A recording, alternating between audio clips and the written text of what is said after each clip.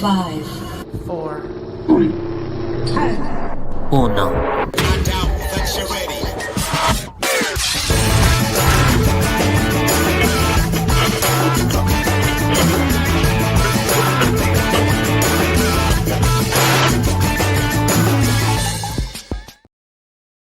Paulie here on the Latino Slant. Hey, there you are.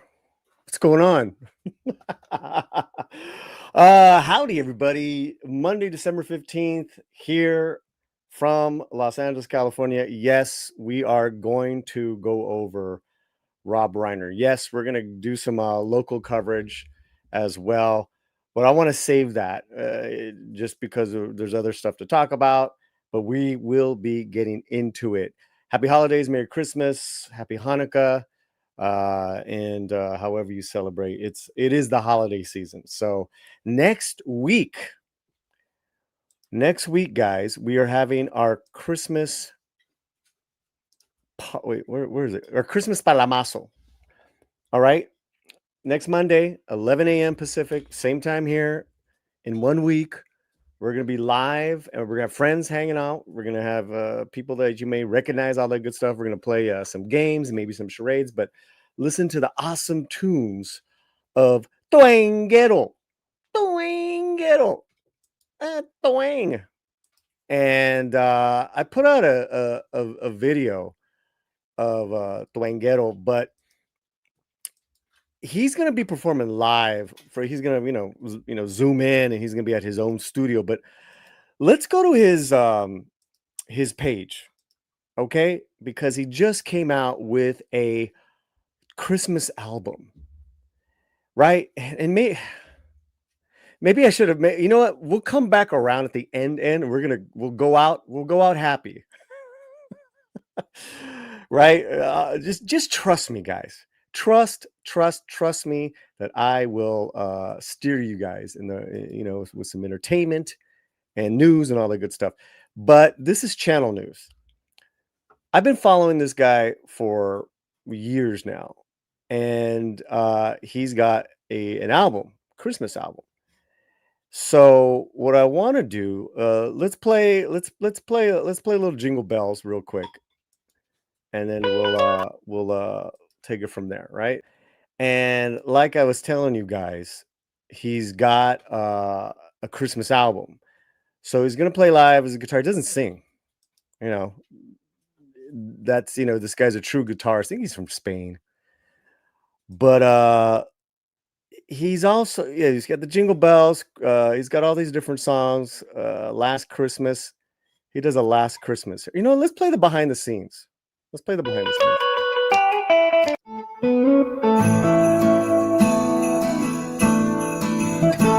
Al final toqué yo todos los instrumentos. No porque yo sea un multiinstrumentista, sino porque creo que en ese resultado más íntimo y sencillo funciona bien.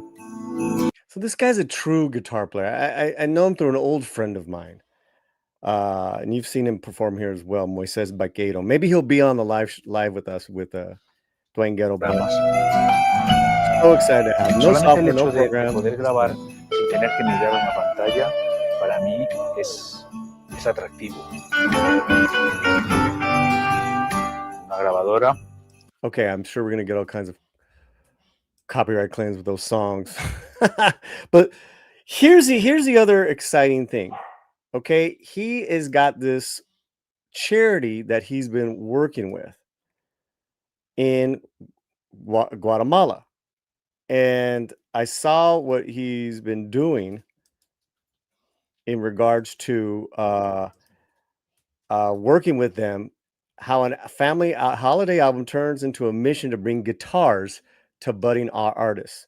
So what we're going to do on our party is donate a portion of our super chats next week to this cause. But let's hear from him. Este álbum fue grabado en el mes de julio en Madrid, producido por mi querido amigo Diego Castaño en su estudio maravilloso Control de Tierra. Y es un disco especial porque fue grabado en analógico, fue grabado sin pantallas de ordenador, sin ordenadores, cosa que me encanta. Y bueno, justo después de haber grabado este álbum, me fui para Guatemala a dar unas unas charlas, unos talleres de música a una escuela que se llama El Patojismo. Está cerquita de Antigua, Guatemala, exactamente en Jocotenango.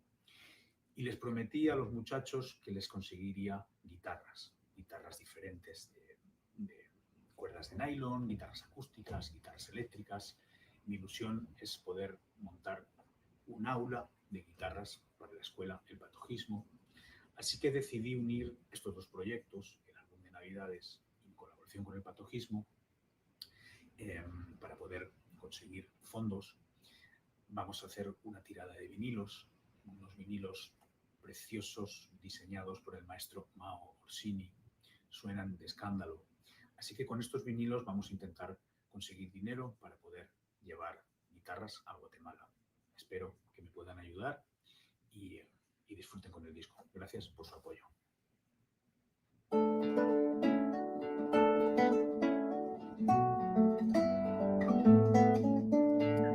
So this is Twanguero. He's got this wonderful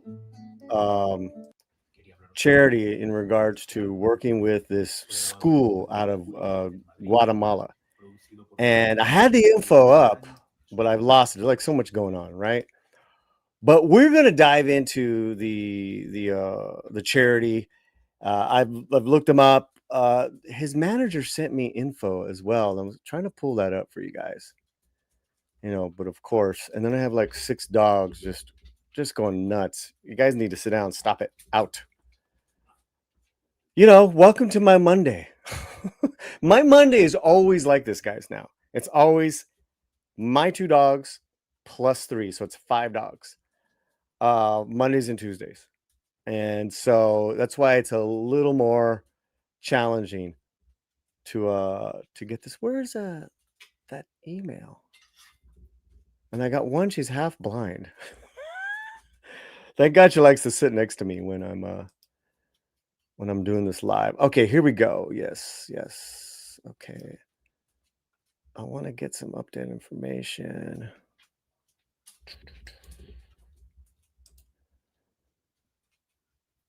Did she send? Maybe she sent it to me on Instagram. So let me check that. Out. Anyways, I hope you guys are doing well. We're talking about this artist that's going to come on perform live next Monday on our Christmas party. All right, it's like our 6th annual Palamazo, and it starts next week. It's going to go for a couple hours. It's like the same time. We might do a second show. And that would be like, well, let's just focus on this one. And of course, Instagram is not coming up. You know, this is what you get.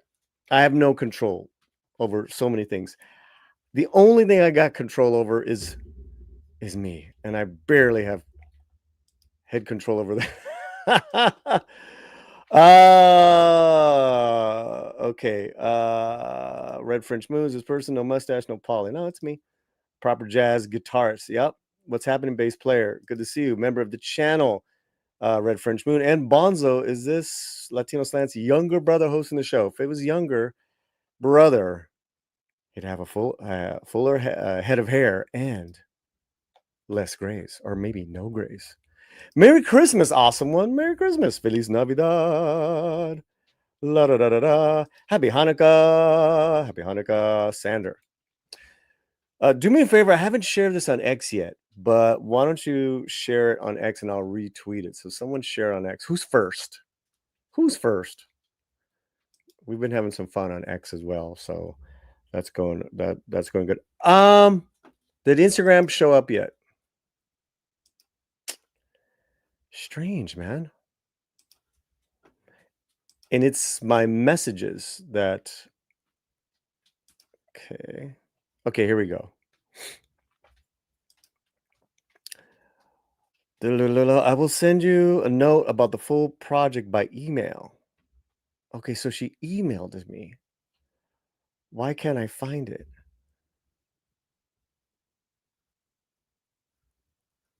Okay, so listen, it is what it is, but so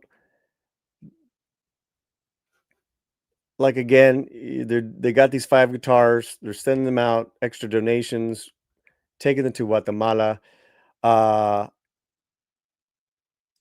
This is pretty cool. Let me share this with you guys.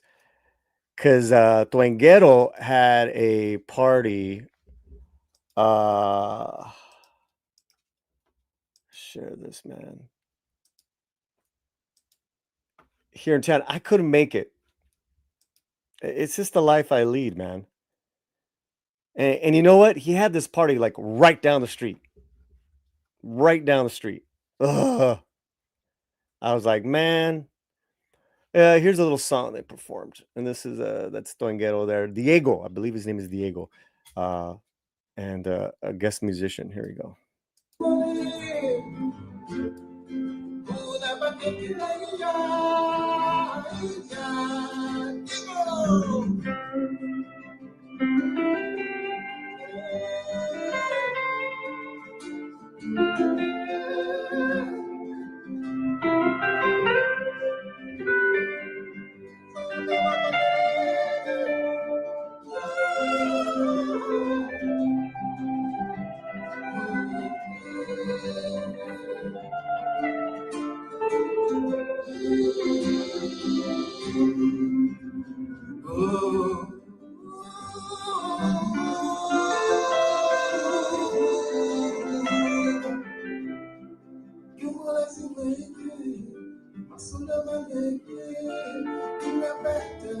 Beautiful, man.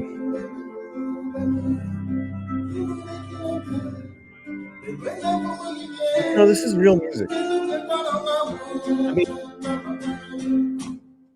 when you're sounding that good through an Instagram video, these guys are performing basically in a room, a live room, small room full of people. Yeah, we're very excited to have Diego on. So, like I said, that was at his event. They were so kind. This is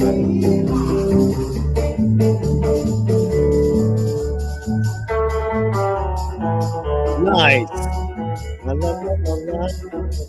This is dope. Maybe he'll play this for us.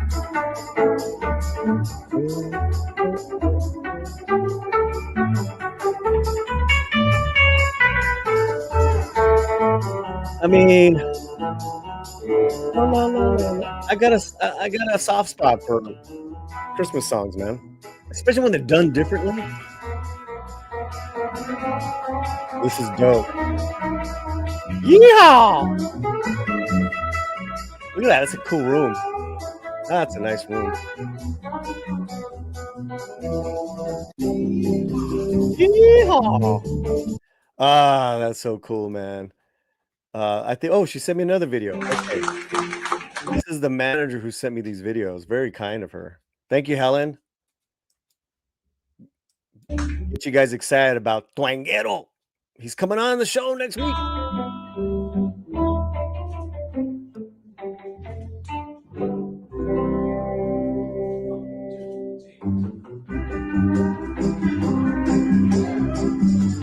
Oh, now y'all speak my language. Got a little Texas drawl in here.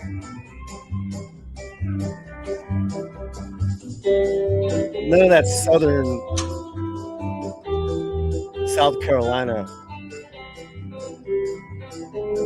drawl. We're Texas. We're Texas.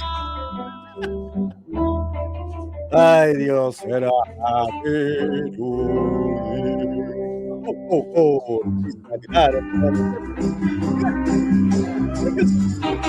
Pretty good Espanol over there. Yeehaw!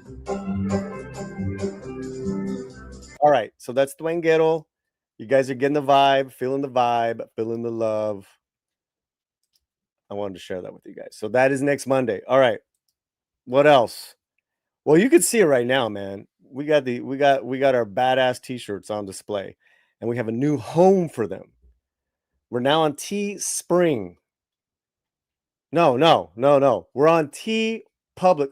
You know what, Sin? I don't know what's all these TTs and Mimis and Moo-Moos and Mamas. Springtime. It's a little confusing. Is it T Private? It's TeePublic. TeePublic. Holiday shirts are here. Yeah. They're only $17 right now for the long sleeve. Look at that big ass mug. What is that, a mug? Yes, I keep it at my brother's house. Oh my God. What did you think of Twanguero there? It sounded good. Yeah, it sounded great. I love that. I just love like real guitar, real musicians doing something, you know? So he's going to be with us next Monday. Exciting. I am. I'm just exhausted already. Like I want to be. I want to need a vacation. You're like the Terminator at the end of T2, right? I need a vacation. I need a vacation. But let's go to our new merch page. So you got one already. Yes. Okay. Bought it Yay. last night. Thank you. Here it is. $17 for a long sleeve. Guys, that's crazy. And I like their stuff. I've ordered from them multiple times. Uh-huh. I like how their shirts feel. Yeah. So, yeah. The mug was huge, Red French. Yeah, it was. Bigger than your head. One time I was drinking it. I don't like backstage during a stream I was getting ready to be on, and Corey from Corey's movies and music said, "Well, Yeah. something like what he said. Well, why didn't you get the bigger one or something like that? I don't know. It cracked me up. So I think about that every time I look at this mug. It's So very really big. fast, the link to this page is in the video box description. But we went ahead and we're putting all this now on TeePublic.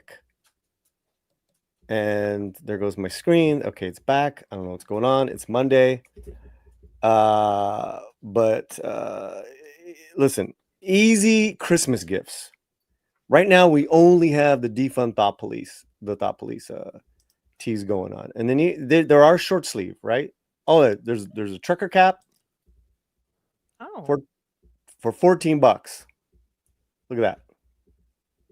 Yeah, I believe they're short sleeve. I know I saw it when I logged on the first time. Yeah. So we only have defund the Thought Police, like the brand line. We don't have any Latino Slant stuff right now. That's all right. That's all right. That's a regular t-shirt. There you go. And again, everyone's been telling me TeePublic. I finally broke down last night. I was losing my mind, and Sin's like, you should go do this other thing. I'm like, I can't. I was being dramatic. You did it really quick, though. I mean, I thought you were just going to let it go for a bit, but no, you set it up pretty fast. Well, because I'm so upset at Teespring. Because I tried to create another link there for you, and the same error. They haven't paid me since July. Oh. F Teespring. I'm done. I'm done with Teespring. So now we're all on TeePublic. And if people want to buy, and you wanted to buy a shirt, I'm like, you know what? There you go. Good trucker hat there. Different type of trucker hat. So go ahead, guys. You want to help support the channel? I'm wearing one right now. Obviously. They're very comfortable, like you said. I got 3 of them now. What are the other two? Just short sleeves? Short sleeve, white t-shirt, and the black one. The black one that I've had for like 4 years. Suckers last. Yeah, I got the black one. I like that. Yeah. One. Okay, so there's that. It's exhausting plugging all this stuff, man. And then we got to go over murder. Yeah. Joyful conversations. Por Dios. We have Battle of the Babes. That's gonna be fun. Got some hot women we're gonna show. Oh, okay. I hadn't heard about this one. Yeah. And then I bet we got a couple of things on X to go over as far as creating drama. Speaking of drama, this Friday, debuting his solo show. Do you have a name for the solo The solo? solo show yet. Of course, talking about the great Fletcher Williams, everybody. No, not yet. That's it. I did ask a question. Good to have you here, man. Happy Monday. How are you? Same. Doing well. Yeah. Been a crazy weekend, man. Brick, how you guys feeling? I mean, some crazy stuff happening this weekend. A lot of pain, a lot of suffering. Yeah, but I mean, there's also some, a lot of stuff happening throughout the world that's, in the good direction. So we're kind of off balance. See, I like that attitude. I like that. Thank you for saying that, Fletcher, because that is the truth. That is the truth. Did you guys see anything fun this weekend? Well, My Hero Academia last episode. I So heard about that. yeah. I screened some movies over the weekend on my computer. What did you see? I finished watching Dead Man's Wire, which comes out Ooh. in January, based on a true story I had never heard about, starring Bill Skarsgård, Ooh, okay. Carrie Elwes, Dacre Montgomery, I think that's his name, dude from Stranger Things. Crazy story. I also screened Reawakening, starring Jared Harris, and finished watching a movie called Dead Male, which is, I was screening it, but it's already on Shudder, so it doesn't feel like I was really screening Oh, it. wow. I could have watched it on Shudder. Anyway. Is it one of those things where Shudder is on its app, but is also going to release like they've been doing with some of the stuff? I don't understand, because it's part of the IFC lineup. They send you a link and there's like, here are all of our mid-season or in-season, whatever. Okay. And it's included in there, and they say you have until January 31st or 5 or 10 views, but yet it's all already on Shudder. I guess I have Shudder, but not everybody has Shudder, so maybe, whatever. Just like, Is that the one where the shutter bow bow bow yes. bow? Yeah. That's from Halloween, right? No, it sounds a little different. Sounds just Okay. it's a scotch different, but I know what you mean. It's similar. Okay, so what was the feedback on My Hero Academia final episode or whatever? What was the Amazing. Like, it's just tears. Some people are holding back watching it because, if you read the manga and all stuff, you kind of know it already in a sense, but just the sheer amount of people just doing, like all my friends are doing, like when they first watched the first episode to the last scene, it's like the tie back, and how everything kind of culminates, and it's just, you do have like a hopeful, like this is a good like ending, and it's just epic. Everything that they did, it just kept like 10 out of 10. They just kept it so continuous. It's nice. It's crazy all around the world, because it's such a worldwide phenom that they've literally just kept it more hype. And you know how people always say like the book is always better than the movie? Some people have said the anime is better than the manga, and the fact how they tighten it up, some of the conflicts. And I tend to kind of agree on some parts that it did wrap it up a little bit better as far as visuals goes, which it's kind of unheard of, right? It's always, the manga or the book is always better. So the fact that they put so much love into it and so much care, it blew everybody away. It's like, wow. A lot of people are just like, they just can't wait to like rewatch it, because the ending was so epic and everybody had their arc. So it was that's how you do it. I'm curious to have some of the people in the chat are their feelings on it. I just finished the Mugen Train arc, and I know it was a movie, which I didn't know. Yeah. Which I didn't know. I watched it, episodically, and then I started doing a little research on, just because you guys know I'm on a Demon Slayer run. And what an amazing backstory that Demon Slayer, the creators and the history of Demon Slayer, and then that company getting into financial trouble, but they went ahead and did the Mugen Train movie. That movie's incredible, man. And I want to do a retro review. Maybe I'll talk a little bit about it. Did you see the Mugen Train movie? Talking to Center, yeah, I've seen all of them. Yeah. Yeah. I'm caught up. They also did such a great rollout in Japan. They actually did trains, like wagon trains, to look like that. Like 1800s? Yes. Oh. Yeah, so they had that. So you could actually ride a Mugen train in like Tokyo and stuff. And it's like, but see, and I don't even think they did Akibara, which usually that's what's happened there. I think they did actual Tokyo trains.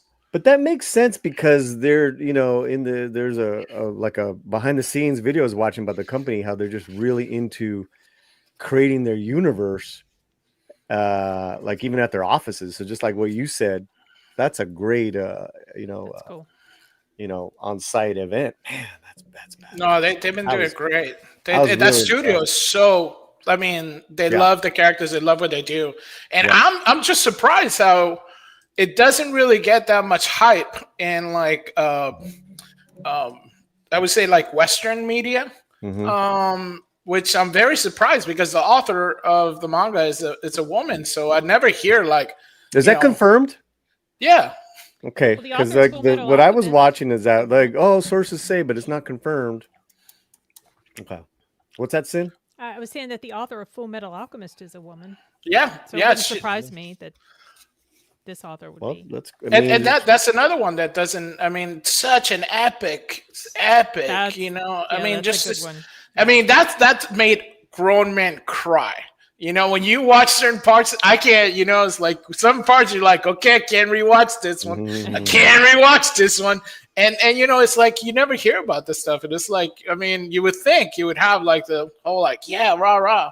So, but yeah. Well, okay, let's move on to let's move on to the box office. And there's the Jujutsu Kaisen obviously is in there. Oh, yeah. And maybe we'll come back to Demon Slayer later on. But what are your takes on this weekend box office, Fletcher? It just goes to show that I think they have to do something to rally the American audience because it's not happening, They do have to, bring back more family movies, because it doesn't look really good for American, shall we say, cinema, right? Especially when you got international movies, kind of doing a little bit better in certain screenings and very, very, very limited release. So, it's Hollywood just needs to go back to telling good stories, more grounded stories. I mean, definitely smaller budgets. I mean, it used to be kind of like the time where, you could make something decent for 20 million, 10 million. I mean, I think we set it ad nauseum that if you have people like Alejandro Montoya Marin, you have Ken Castillo, friends of the channel and stuff that do movies like for less than $1 million that are good quality movies, you give them like 10 million and have them make a few movies on different genres and put them in theaters. I think it would revitalize because back in the days, you used to just go to the movies to go to the movies. And I think people now are shy of that. Sin, what do you think? I agree with you. The movies, a lot of the movies talking. they make here. Oh, you were muted. I'm sorry. I was muted. I didn't know there was back. No, so there was this empty. There was this silence, so it's like Fletcher opened the door for me to talk. Well, because when someone's talking, I always mute myself so I can listen. But then maybe bring up another page or talk to someone in the chat. But excuse me, pardon me. Go ahead, Cynthia. What are your thoughts, please? I was just echoing what he said. A lot of films here are just made. They're way too expensive. They cannot break even many times, if not most times. So, and they also, I do feel like the storytelling is a bit lacking in a lot of films here, or the ones that are good stories, they just don't get noticed because they're smaller. And the whole thing with streaming, I do not like this deal with movies being on the screen for 2 or 3 weeks and then they go to streaming. I do not like that at all. I never thought that was a good idea when they started doing that during when the world ended. Okay, well, listen. We have obviously Zootopia still going strong. Oh yeah. Five Nights at Freddy has what doubled its money. It's making money now, Fletcher. I mean, even though it had a What was big its drop, budget? it had like $30 million. It's like And super it's cheap made to make. 95 here, and it increased theaters, but it dropped 70%. Yeah, it's a bad, but $173 million. Oh, Fletch. it's definitely it's made. It's made. I mean, I some think good it's money. what 30 million. What's the budget on Five Nights? I'm not going to see it. I think it was a little bit more expensive than the And first the one. first- Yeah, and it's doing a little bit worse than the first one. Yeah, I think. But it was released at the same time, I believe, on Peacock for free. Oh, A couple years Right? ago, or No, now? the now. second one. Yeah. Well, I think both of them had that weird release. Yeah. Yeah, I so it mean, was almost kind of like it's crazy. yeah, People- like you want to go see it in the movies, or you could see it for free. Okay. So it's an unusual a la maybe Demon Hunters type deal, K-pop Demon Hunters style, where you can watch it where you want to, and it's up to you. But I know that a lot of the fans did come out, a lot of kids. yeah. It was huge on kids. Sure. So all the I young got the ones, numbers here. Yeah. Right? $36 million, an increase from the first film, like you said. The first one was 20 million. And also, like you said, it's the youth that are seeing this movie. Oh yeah, it's a big with kids. Everybody likes the video game, the costumes. I think the merchandise of this probably is going to make more money than the actual movie, and you could say that's kind of like what the movie's for, right? I mean, back in the days, it used to be one of those things where toy companies would create something just to sell the toys, and I think this is what we have here. More games, more toys. It really is an unusual brand because it's a horror brand for kids, and I think it's taking over that. Remember back in the days, everybody had that Goosebumps. And everybody had the book, and everybody had the things. This is kind of like the new Goosebumps, right? Is that it's violence, but it's kind of kiddie violence, and Right. So it's a little dark. It's a little dark. It's dark. It's a little darker, but it's still the same kind of, what was his name? C.L. Stein or something like that. I don't know. So right. Okay. So before we get to number 3, number 4. The Now You See Me Now You Don't, which is made globally 207 million. They're saying around 215. Then it becomes profitable because it was made for 90 million. Okay. Then you got the Grinch re-release, Eternity. Let's walk back up. The biggest. This is going to be hands down one of the biggest flops and one of the worst movies of the year. It's called Ella McKay, and it is a Disney film. Yeah. About this. All right. Now we've had our own D, the movie man, say I have to redo my worst movies of 2025 because I just saw this movie, Fletcher. Yeah. But they were pumping this up as like the next feel good thing. And oh my God, this girl playing Ella McKay, she's the next Julia Roberts. Oh, totally. What did you guys hear? The trailer makes it look, legit, solid. Right. But I heard it was like both Anthony and Dee are like, oh, it was bad. That genuinely surprises me. Yeah. It's funny because Anthony had his stuff, and I think it was on Instagram, and he's like, he was like going off on it, and I just put like the eating popcorn emoji like right underneath it. Like I'm like, okay, I'm all horror because it's like he hated it. But this has like Emma McKay is this lady, right? But it's got Jamie Lee Curtis, Jack Lowen, Kumali. They got Ayu Aderi, Woody Harrelson. I mean, it literally has like all the really solid people involved. Yeah, but obviously not a. It didn't catch anyone as far as like. I'd say what's that other one? The recent Jenna McKenna Grace. Right. That little rom-com that did pretty good compared to this. Oh yeah. And Eternity is doing pretty decent compared to this. I mean, Eternity's Yeah. good. I like Eternity's Eternity. good. Okay. Yeah. All right. Yeah. And that's the thing is that you've been hearing good things about Eternity. Ellen McKay, huge flop. Disney, it's just, guys, that's pretty bad. That's pretty bad. That's really bad. Let's work up to how much was Ellen McKay? Talk about Jujutsu 30 Kaisen. something, right? Like 35. I'll look it up, but tell us about 35 Jujutsu million. Kaisen. The heck? 35 million? 35 million. And it made $2 million bucks? 2 million, yeah. But that's just, that's what it made. I mean, they did kind of push it out. I saw a lot of advertising for this. I saw some advertising. Yeah, a lot. Mm-hmm. They spent some money on this. They probably spent more money on the advertising than they did on the movie. Terrible. No way. Jujutsu Kaisen. What is that? Tell us about that. Well, Jujutsu Kaisen is basically a manga anime and very successful. Last movie did fairly well for what it is. And it's kind of like a tale of curses and demons and fighting those cursed demons in an academy setting. So very, kind of say young adult type of deal. So if you did like Demon Hunters, then you probably like this. It's got that edgy feel to it. The animation's very kinetic and fast paced. The characters are very likable.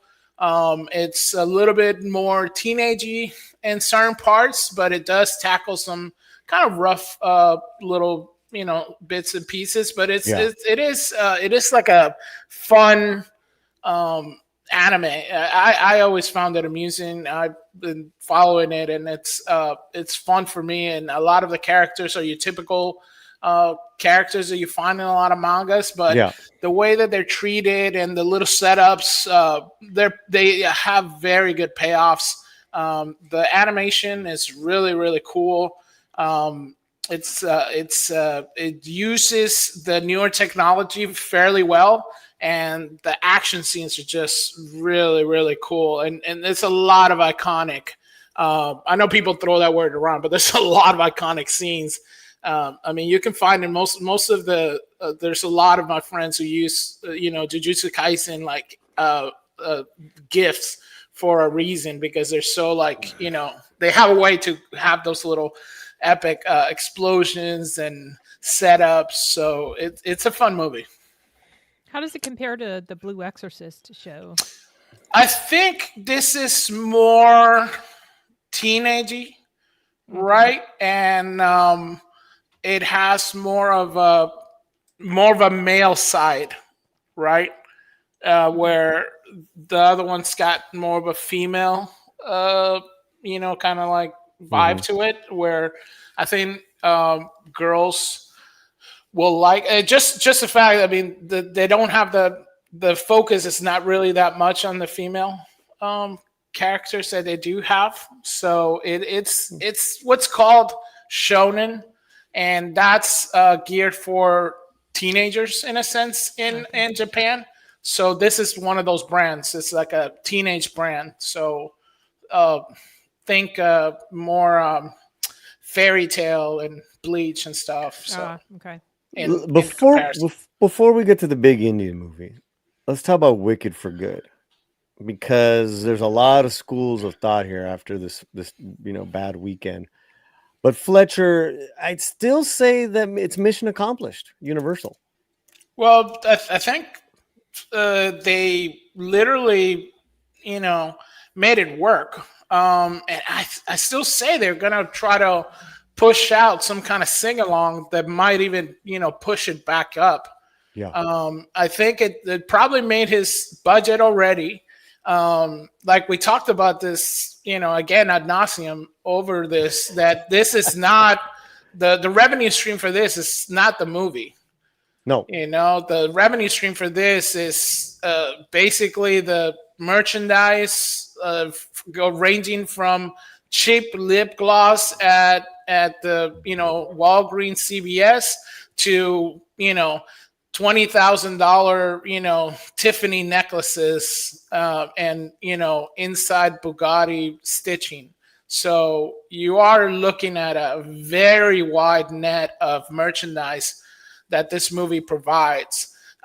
So this is kind of like gravy. So, you know, this is the money that it's going to keep on giving. Sin, did you see Wicked for Good? No. No, I didn't even see the first one. I didn't even see the first one either. Yeah. Cynthia Erivo turned me off, so I was like, yeah, don't want to watch it. Y'all didn't defy gravity. Didn't defy. Hey, she levitated Jonathan Bailey. That was hilarious. I think I said this last week, but just let's look at the ledger in January, because I think it's going to keep on making a few bucks during I'm sure the Christmas it will. holiday. During the holiday season, yeah, it will. You know, and it's just going to add on to, like what Fletcher was saying, a $7 billion Wicked IP. Oof. Right? Merchandise, musicals, songs, now movies. I mean, and books. Excuse me, the books. Right, books. That's right. Yeah. The books. So yeah. You know, this is the ultimate Hobbit corporate move. It should have just been one movie. I agree. But Universal say, hey, we're gonna crack this open, make it two. And make, you know, and double down, make some more money, which they're doing. I'd say the only area that it really hurts, Fletch, that matters to them, maybe not so much to us, is the award seasons, because the thinking was we won't give the big awards last year because they'll be back next year, and you know it'll be the greatest, and we'll award it then, a la Return of the King. Well, this movie's not that good compared to the first movie. That's what I heard. And it's not even getting best pictures here and there as far as even nominations, Fletcher. And that's, to them, that's like a big deal. No, I think it really did hurt that they came out with the second act. See, even the second act in the play, if anybody watched the play, is not as good as the first act, right? So this had already kind of in Florida musical tonnage. All the hits are like at the beginning. At the second act, it's a little bit. It's just not as much. And they did have some original songs in this one that didn't really hit with the crowd that's, you know, targeted for. Thank you. But that's huge. Yeah, that's the sad part, is that the fans did not get that. I want a new Defy Gravity. I want a new Popular. So it just, I mean, I got fans of this thing in my whole family, so they were disappointed, and it just felt kind of sad that they didn't really get that that kind of springy new song by kind of using people that they kind of should have gone more on the Broadway writers route, but they went to a new kind of well that obviously was not done well for them. So it's kind of like a disappointment for that. But like I said, this whole thing is just like a merchandise bonanza. That's really where their money is. But yeah, the not getting they did get some nominations, but I know that like you said, the best picture was not there. It's not like the clear front runner like it was last year. Right. And I think because it wasn't awarded like last year, because they're, oh well, they're gonna be back next year and we'll award them then. And look, you know, I mean, it's probably not even gonna get best song because you got Golden by K-pop Demon Hunters. That song is just huge right now. And if they don't win it, people are gonna riot. Golden is a great song. My favorite though is What It Sounds Like. I hope that gets some love. Come on, I was like, What It Sounds Like. I love that song. I don't know. You guys are both wrong. Is house done. Wait, did you just say we're both wrong? I like all the music. Wait, hold on. Did you just say we're both wrong? Both wrong. Bro, that's a taste preference, man. You know, he's joking. It's like, you know, we're singing and dancing in the rain. Come on, man. Don't kill our joy. All the songs in there are really good. I obviously have favorites. I really like Your Eyes. What's the songs you like, Fletcher? I say house done. What is that? That's the first song. Beginning when they're fighting the demons in the plane. Yeah. Oh, that's such a good song. Right? They're That's all a good bad. That's a songs. bad. that They're might all even really better than good Golden. songs. Oh no. I don't know Is about that one one. nominated? No, they don't. I don't know. I didn't think it's too nominate that poppy. one. Yeah. But you know, a couple but years ago Golden's poppy, when too. RRR got nominated, they didn't nominate the best song in that movie, but it won the Oscar. You know, the Not To, that's a fun song and, you know, more Yeah. energy, but that's not the best song in that movie, man. You know, the best song in that movie is the one where NTR Jr. is getting whipped and beat up and he breaks the chains and he's singing. Oh, that's a great song. Kudo, I don't even know how to say. I'm not even gonna say the name. That's just a wonderful song. It's heavy. Okay, all right. Before we get to the Indian movie, let's say hello to people in the chat, Fletcher, and let's thank Sergeant. Can you bring him up? Yeah. All right. How do you say his name? Oh, Sergeant Shitara. Giratina? That's how I say it, but I might be wrong. No, isn't it like a character? It's a character. I believe it's Gundam, right? Oh, you asking the wrong guy. That's why I'm asking you. And I got this thing. I like the designs, but it's like they're all in my head.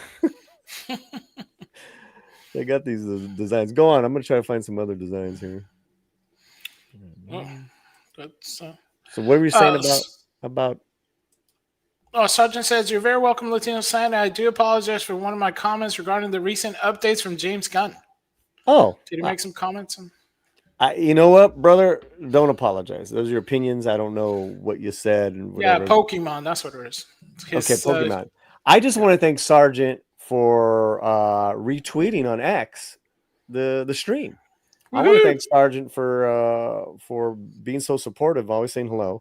And finally, guys, he's got his channel that he's trying to pump up. So why don't we throw his link in the chat and get a couple of subscribers, and hopefully that'll help you out, man. God bless. Let me see, who else do we got? Joe Atmosphere, member of the channel, says, what up, my Latino friends? What up, my gringuito?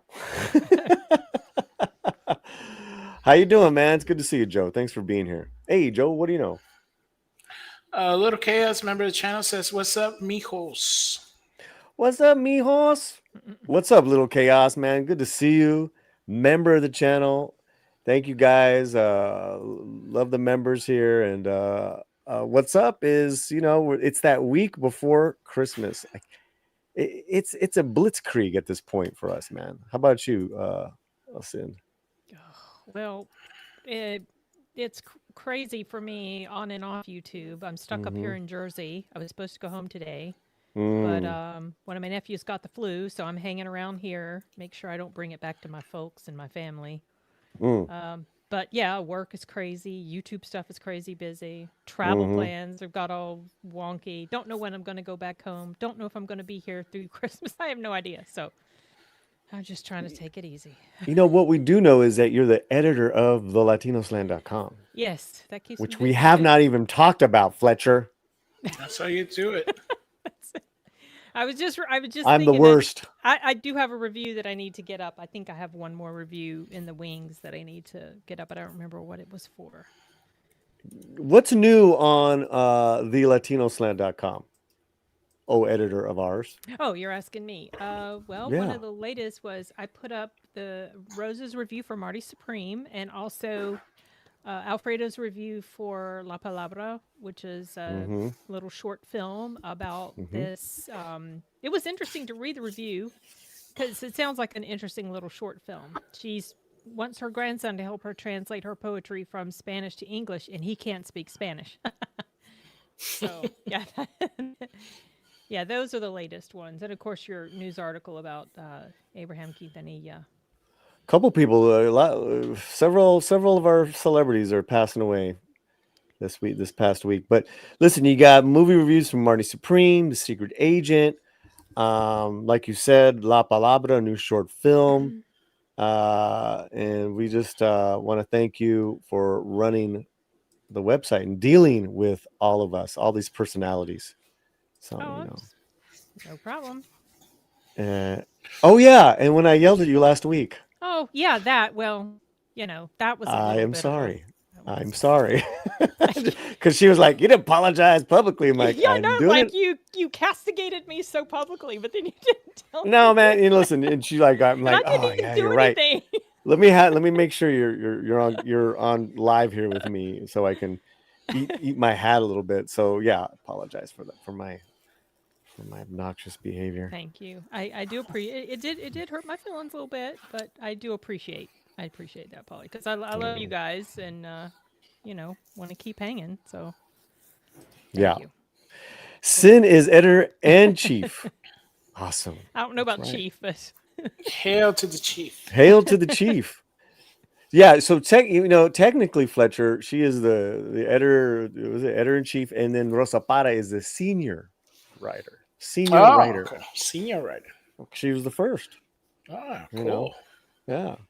So I don't know. We got to come up with a different title though, because senior writer makes it sound like it's I like, think she was did she like- come up like with that one? La, I think she- La Mera writer.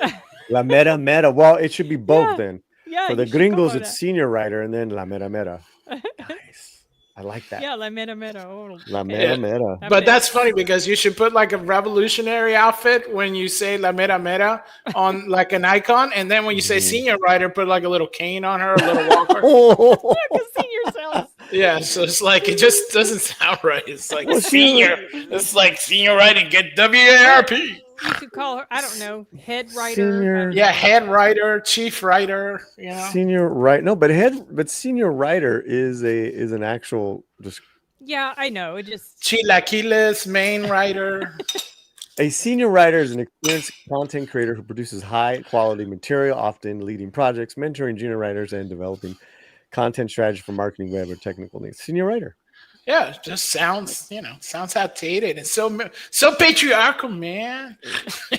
Oh my God. Smash the patriarchy. Smash the Look patriarchy. who's here. Look who's Oh, the hey, senior. Rosa. She's got a cane and She's got a cane and a little walker, candy cane. Get her like a candy cane walker, you know. It's like, Rosa, I can't.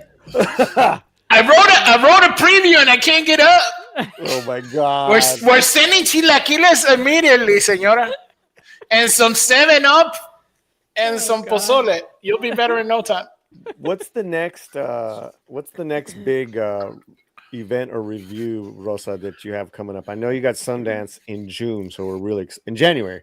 Yeah. I was So gonna we're say, really like, excited. I broke my back just laughing. No. No. Vicks. no That's all you broken need. bones. Vapor rub, baby. That'll Just cure put some everything. Vicks in a Canada Dry. That's funny. All right, what else do we got? That's hilarious, man. That's hilarious. You got a couple- It's like señorita writer to you, Sanders. Señora. Señorita. Yeah. Senora. Señora. No. The Alvin Hill writer. That's That's messed up. even worse. Y'all. It's not. Yeah, She's very it's like- proud. She's a proud grandmother. She has her first grandkid. You laugh. That's the. Oh my God, Fletcher. That's it. We Oh, do that's have Flying terrible. Blind and Rocket Cycle. Remember the channel for $1.99 Americanos. Good day, all.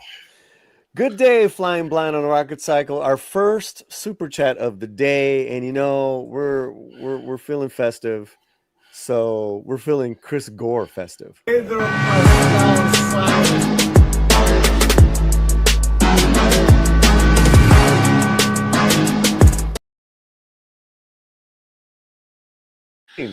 What's that? That's a holiday crime.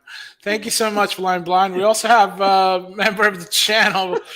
I can't. It's a holiday crime. Member Chris for Gore 3 should months. be- Yeah, it's Chris be Gore. arrested. That's it. It's arrested. He should be arrested. I remember the RoboCop firecracker figurines as a member for 3 months. Thank you. Thank you for being a member, Red French Moon. Thank you so much. Red? Wait, hold on. RoboCop firecracker figurines. What is that? Just little robot here. Okay. All right. He's Well, thank looking it you. up. You looking it up? Sounds like it. Yeah, you know, I don't think I. I'm not remember familiar. this. I'm not Yeah. familiar. Let's see. It's You know, they had the little. Oh, that's the villain. I'm trying to get the RoboCop one. Let's read the other super chat. It's like the they used to put like little caps in them. You know, when they shoot. You know. Remember that? Well, I remember the old ones, but not RoboCop. Yeah, they had RoboCop ones. Yeah. No, before RoboCop, I remember like Army Men style like that. Yeah. So it's the same thing. Yeah. Oh, that's dope. Yeah. I'm all for any kids' toys back in the day that could, take out a finger. Yeah. There you go. That's how you do it. Listen, man, I used to ride a skateboard on my knees. Nobody told me, man. I fell on my face, man. That's because I'm from the 70s. That's how you do it. Bonzo Kibble, member of his channel for $5 Americanos. What's up with the New Year's resolutions show 2026? Who is El Jefe? Show 2026. Who is El Jefe? Any resolutions, guys? Nope. Oh, too many to count. Well, I mean one you could share here on the channel. Not an exciting one. Oh, I think first one is I have to. I'm gonna try to do the waking up early thing because I've been too much of a night owl. So I'm gonna try to do the waking up thing because I've already had like the, like go work out and then do your like cold therapy part. Like going out in the snow when we were by the snow or just cold plunging. But, you doing the cold plunge? Oh yeah, we do the cold plunge. That's even my grandfather did it in Patagonia. That was like the original one, which is you go by the lake and stuff like that. And then when you're out in the country, most of the time, your mom and grandma wouldn't let you in the house, so you would have to actually wash yourself outside, even if it's freezing, because you can't come in all dirty. So it's like original cold plunge stuff. But yeah, it's like, oh no, this stuff's great. And then now you find out it's good for you. Heck yeah, do some more of that. But yeah, I gotta wake up early. That's the one thing. What's early for you, Fleck? Well, I was gonna say really fast before that. You have to go to bed earlier. Yeah, exactly. That's the key. You can't stay up late. Because sometimes you'll be forced to get up early because you have something to do. I don't know what. And then you're it's rough. You're sleep deprived. You're feeling, and it doesn't get better as you get older. Nope. So what time do you go to bed? Flash? Oh, yeah, that's the thing. I get up I go to bed sometimes it's like 1:30, 2 o'clock in the morning. Sometimes 3. I mean, it depends if I have a project or have a deadline.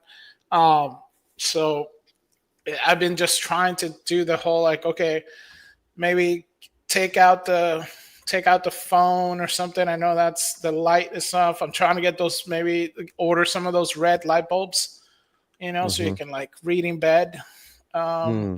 So trying to do that, but we'll see once they get here how that happens. But I know that not being on my phone is the main thing. And then waking up and trying to do our meditations in the morning. So we can kind of get up a little bit early because we do some of our prayers. We do kind of like at night because you have different prayer days. So, we do our, morning, then we do our afternoon, and then we do our nights. So I'm trying to do the mornings a little bit earlier. So we'll see on that one. But thank you, Bonzo. Sin, do you have a resolution that you'd like to share? Probably the main one for me is to get my house in order. It's just constant chaos. But I'm too busy to, tackle it completely, so I have to take it a little bit at a time. So that's probably it. Paulie? Resolution.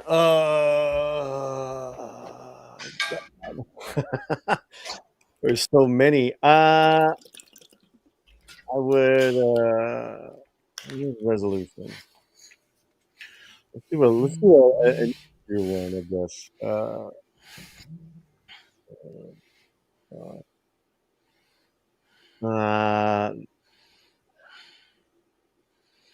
all of a sudden I'm like,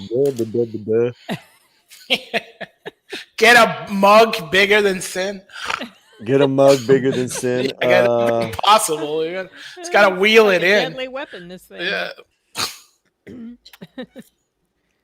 Yeah, because the things. I mean, just maybe continuing more. the things that are, good for me. I know that's like real general, but like maybe heading back to church because I've slipped off. So even though, I pray verbally a couple times a day, I need something more. I want something more. So how about that? That's a good That's one. good. Yeah, I think that's good a one. really good one because Yeah. there's other ones, but it's like kind of like, in the weeds between, it's a little, Yeah. but here, that's a good one. All right. There you That's go. a Got good your 5 one. money's worth. Got your fine, but Bonzo did say earlier that you need to get that shirt in a movie as product placement, like John Wick or Fast and the Furious. Like, have like, we got to get, or, like the Robocop capping suit. I mean, that's a good idea. Isn't it? That's a good idea. The Thought Police T-shirts Yeah. defund the Thought Police T-shirts in movies. Okay, that's a good one. Yeah. That would be maybe cool. new Alejandro's movie, They go like, oh, there you get it. Here, Yeah. it's like, let me Yeah. throw some to Kenneth Castillo. Yeah. Let me thank the super chats real quick. Okay. The low rider is a little higher.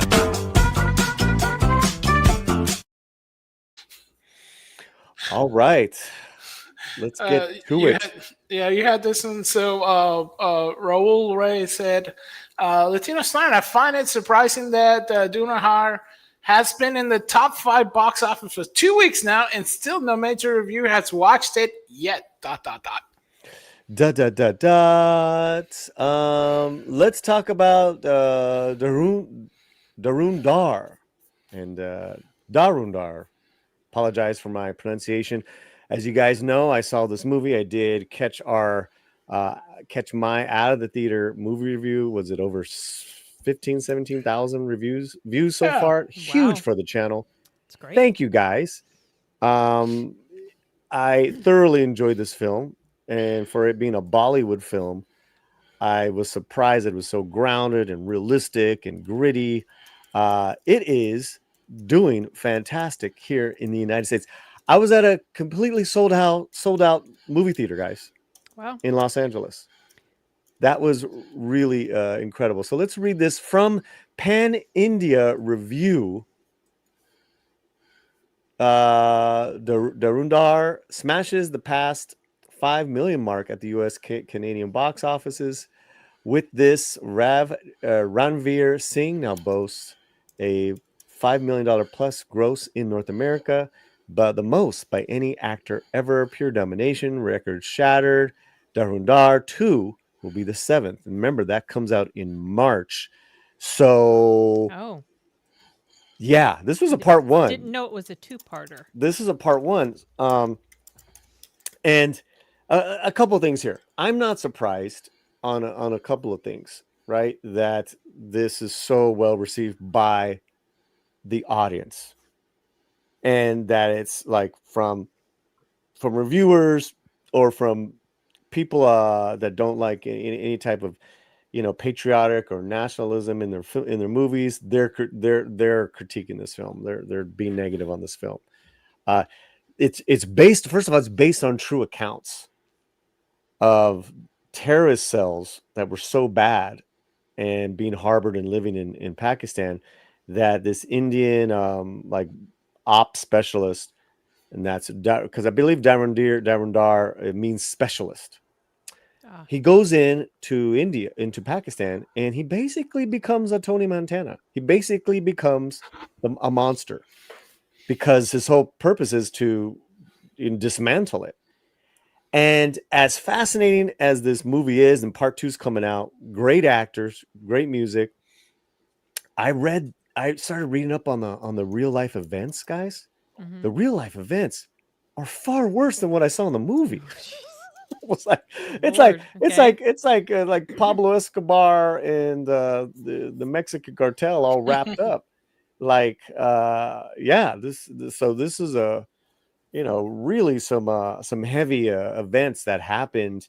It spans the years, I believe, the late 90s all the way to 2008 in part 1.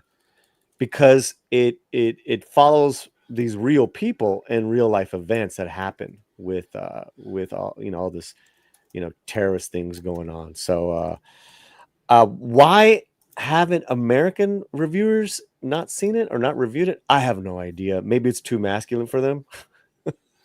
Well, one thing that gives me pause is music video integration.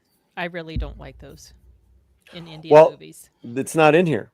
And yeah, I thought we talked about it a little bit, and you were explaining some to me. So really, there's no like jarring song and dance number. There's music throughout, but it's integrated into the story. So it's like the gangsters are going to a club, and that song is playing. Oh, and there's some singers, but it's not the gangsters breaking out in song and dance. Yeah. That would have been. And you know what? When it started playing, I was like, "Here we go." Yeah, I know, right? And it didn't happen. I was like, "Oh my god, okay. Bollywood did not do that." Okay, well maybe I'll check it out then. Right, because it's Bollywood. So yeah, and for us as American watchers, guys, it's just it can be so abrupt for us. And some are more abrupt than others, because it's like we're watching the story and then all of a sudden we're on the beaches with these characters. Pathan was one. Pathan was just like, that was ridiculous. Yeah. No, this doesn't have that. This was like a mix between Donnie Brasco and The Bourne Identity. Influences by Michael Mann. It's filmed so well. So they typically are. Indian movies have great cinematography.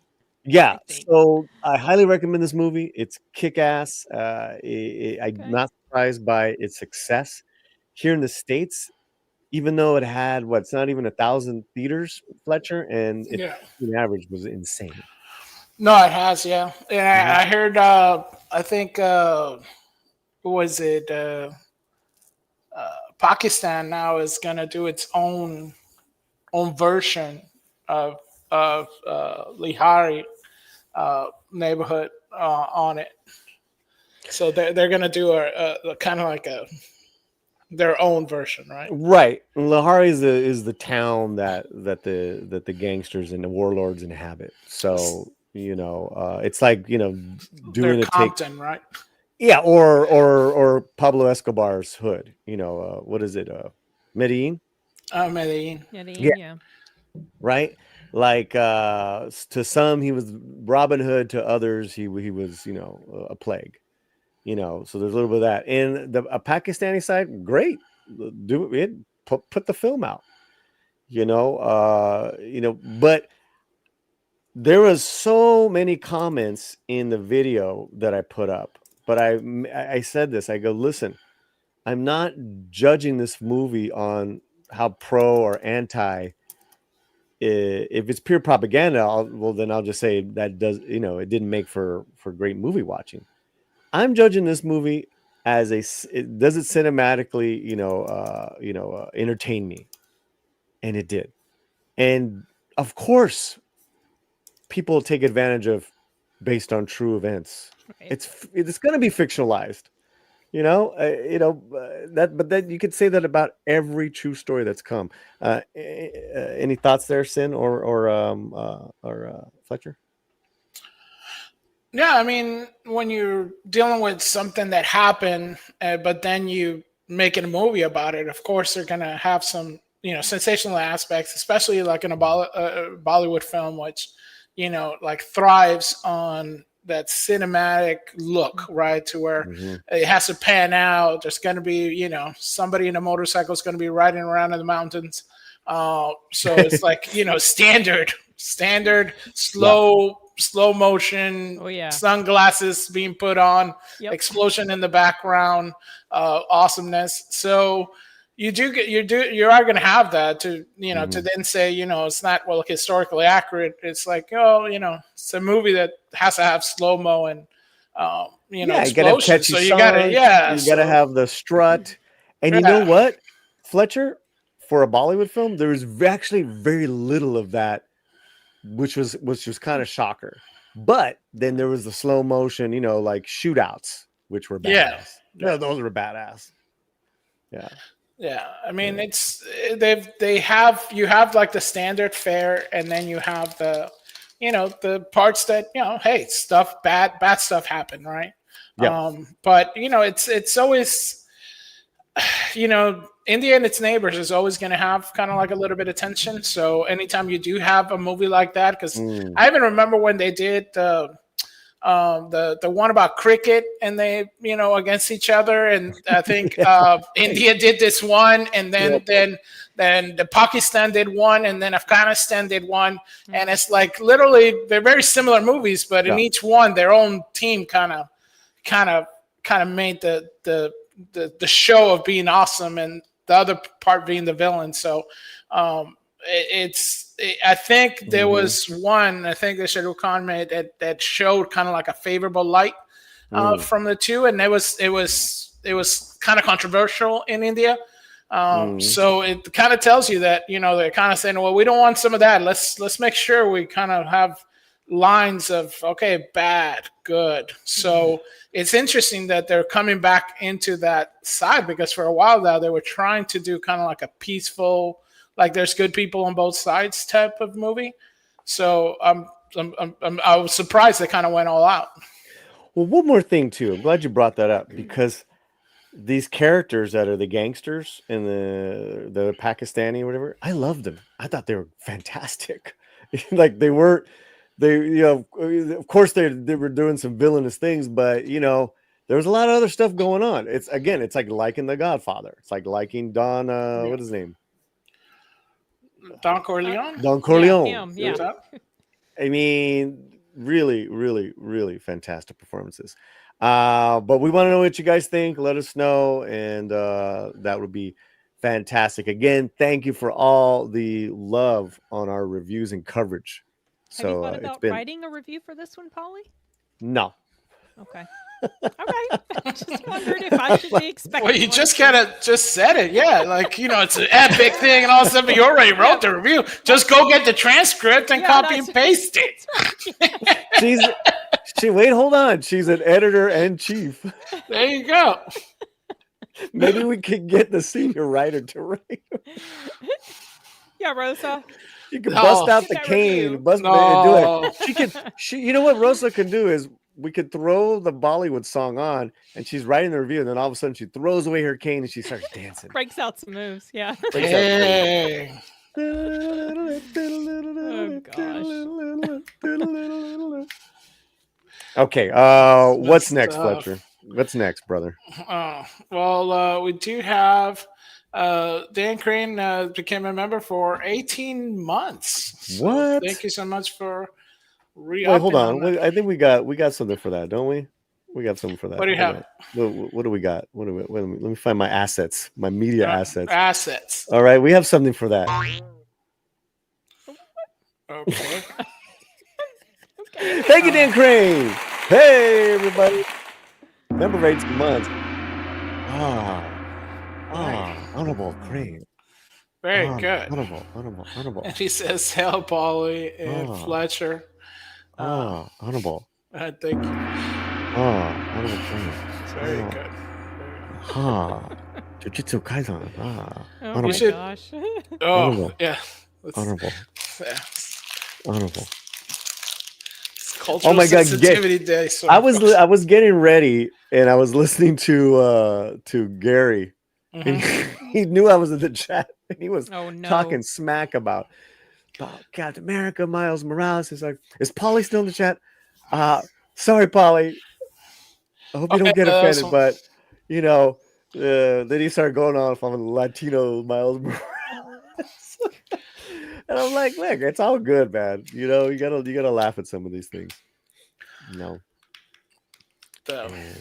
And silence. Yeah. Right. So Miles Morales, the debate heats up. Yeah, well, there was a poll someone put out. I can't remember who. Like, is Miles Morales Spider-Man? And I think I mentioned this in my review of the second movie that came out. No, he's not. He's just Miles Morales to me. He'll never be Spider-Man to me. None of the other people who are Spider-Man will ever be Spider-Man to me. It's always going to be Peter Parker. But I mean, I'll watch the stories if they're good. It's funny because I was commenting to somebody else. We were talking about this, and it's like, and there's always like that one rabid person who comes and attacks you and all stuff, and it's like, all right, but even like the toys say Miles Morales, it's like a quantifier, right? It's never just Spider-Man. It says Miles Morales, Spider-Man, Miles Morales. Some even say Miles Morales, and like nothing else. So it's like, dude, fight with Marvel. Not us. They're the ones who named it. I like the characters, but yeah, they're the ones who named them. And anyways, all right, where are we now? We got Bonzo Kilmer. Remember, the channel says it's a movie, not a history class. I mean, you pay your ticket. Do you pay your ticket to go into a movie theater and you can get your lecture papers, get your Was there a land acknowledgement? a land acknowledgement? what Pakistan? Yeah. I don't want to get it. I don't want to go. All right, those weeds, man. That's a different movie there. Man, that is a different stream. If you have Cameron Tosh on here, he'll tear us all up. Pakistani punch all the way. Little Pakistani punch. That's it. Red Friend Mooch, member of the channel, says Donnie Brasco and Bourne. Dang, Paulie, I'm sold. Yeah. It does make it sound interesting. Yeah, really great performances. And what was interesting is that the guy who went undercover, like he waits years and years just to like get in. A lot of patience involved here. I love that. I love that because if the Bollywood would have just like he goes in and starts shooting everything up. Upside down in a helicopter. Upside down in a helicopter. Here I am for revenge, and it's that's not this movie. Shinosky, member of the channel and friend. Imagine if every American film had a country dance routine, no matter what. Ooh. That'd be epic. So don't be talking, Shinosky. That sounds like good. that. Yeah. It's like a dance number running stuff. Yeah. Imagine RoboCop, like, like in the middle, it's like, yeah, you're coming with me, punk. So coming with me, punk. You scumbag. Shoot you. Dirty Harry be totally different. Look at you singing, man. Yeah, that's it's the holiday, so we've been singing along all the time. So now everything's like singing, like we're all like, yeah. I love to sing, you know that. Oh yeah. That's what I'm saying. Gotta live to sing. Nisha 678 says the movie had a great reference to like Et tu Brutus, Butterfly Effect, and the Bhagavad Gita verses, foreshadowing the whole movie. Okay, Nish, thank you for the reminder. In the movie, it's chapters, and they named the chapters, right? And the final chapter in the part one was Et tu Brutus, awesome. And then one was called Butterfly Effect, and then they had all these great verses.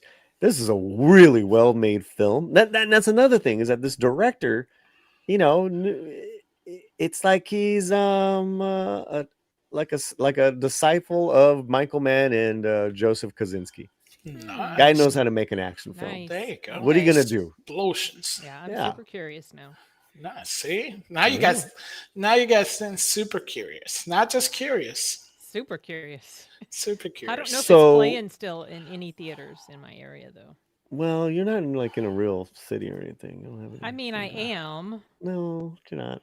I am. You're in Jersey right now. I'm in Jersey right now, but I didn't see it when I went to the Regal app. I didn't. I was looking for it, like maybe kind of squeeze it in while I'm here, but I don't see it. Fandango will populate. Fandango will populate. Let's thank our members and your chats, your membership chats, and future super chats with the Numchuk Cholo.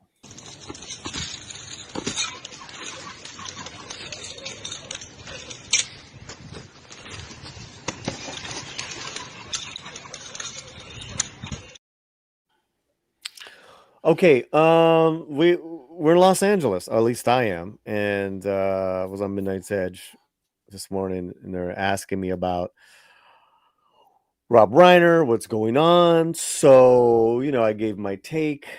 The first thing I talked about too is what part of LA did this happen? Where is the Reiner residence? So Why don't we start there, and then we'll come up with the latest updates, and then I want to check in with Michelle Valles from KNBC as well, and I'm sure Fletcher might have an article too there, but just want to go over this information, and but let me share this map here with you guys as far as where. Let me see. I'll back it up. All right, let's bring this in. Okay, here's LA, guys. You guys can see this? Mhm. Cool. All right, and I live around here, right? Do you see my arrow? Yep. Great. So if we go to the Reiner residence, this is in a pretty. Hold on. Let me get this there. Oh, what did I just do? Trying to get rid of this.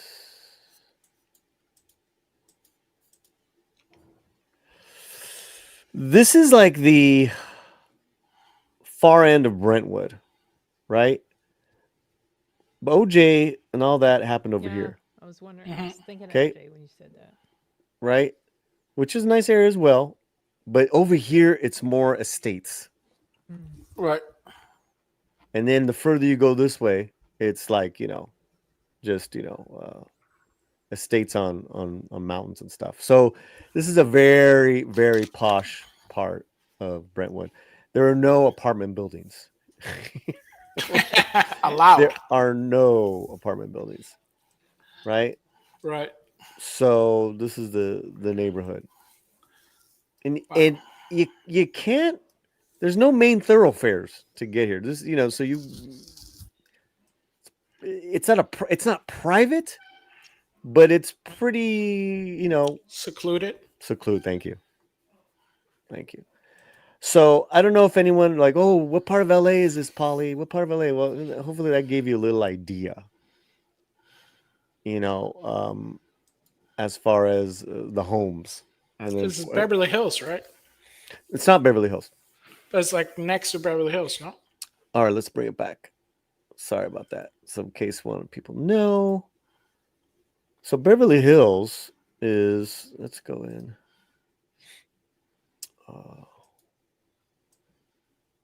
So here's Brentwood, what we talked about. Like this is that, and then you go into west, you go into the beach. Beverly Hills is way okay. over here. Far away. That's Beverly Hills. Right? So between Beverly Hills, you're going to have Bel Air up here, Yeah. Westwood Village, Refreshments. UCLA, but also to the 405 freeway. Right? And some of the most expensive, properties are in this area.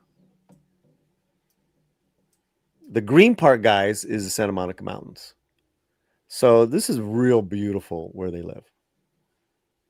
And it probably sounds like he's lived there for decades. My mom lives right here.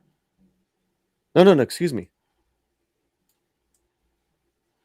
Down here, which is Santa Monica, West LA. So, we know the areas. We know the areas. All right. Any other questions about location, guys? What are people saying in the chat?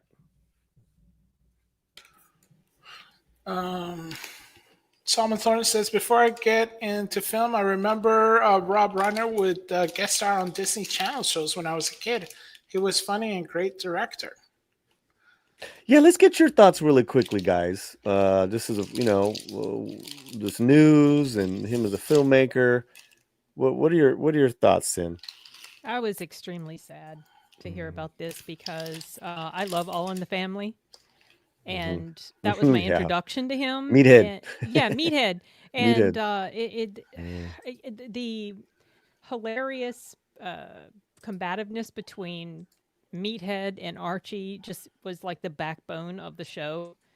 And it's just so freaking sad. I was telling my brother, it's not the same thing as like an actor lives a full life and then they die and they're old, they're older. This is something so tragic and terrible. Mm.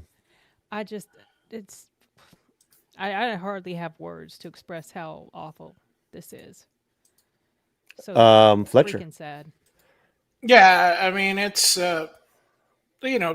truly what tragedy kind of is. Especially, I'm really hoping that the son was not to blame, but it's just, when I He is heard, arrested. They yeah, did he is arrest him. arrested. They arrested him reports last of that early night. on. Yeah. But And- like it's And he was one of charged those, this morning. Yeah. right? It's Yeah. one of those things where you kind of like it's already almost like a done deal for a lot of people. Mm. I But see what you're I saying. kind of wish that it wasn't. That's like where I would come from.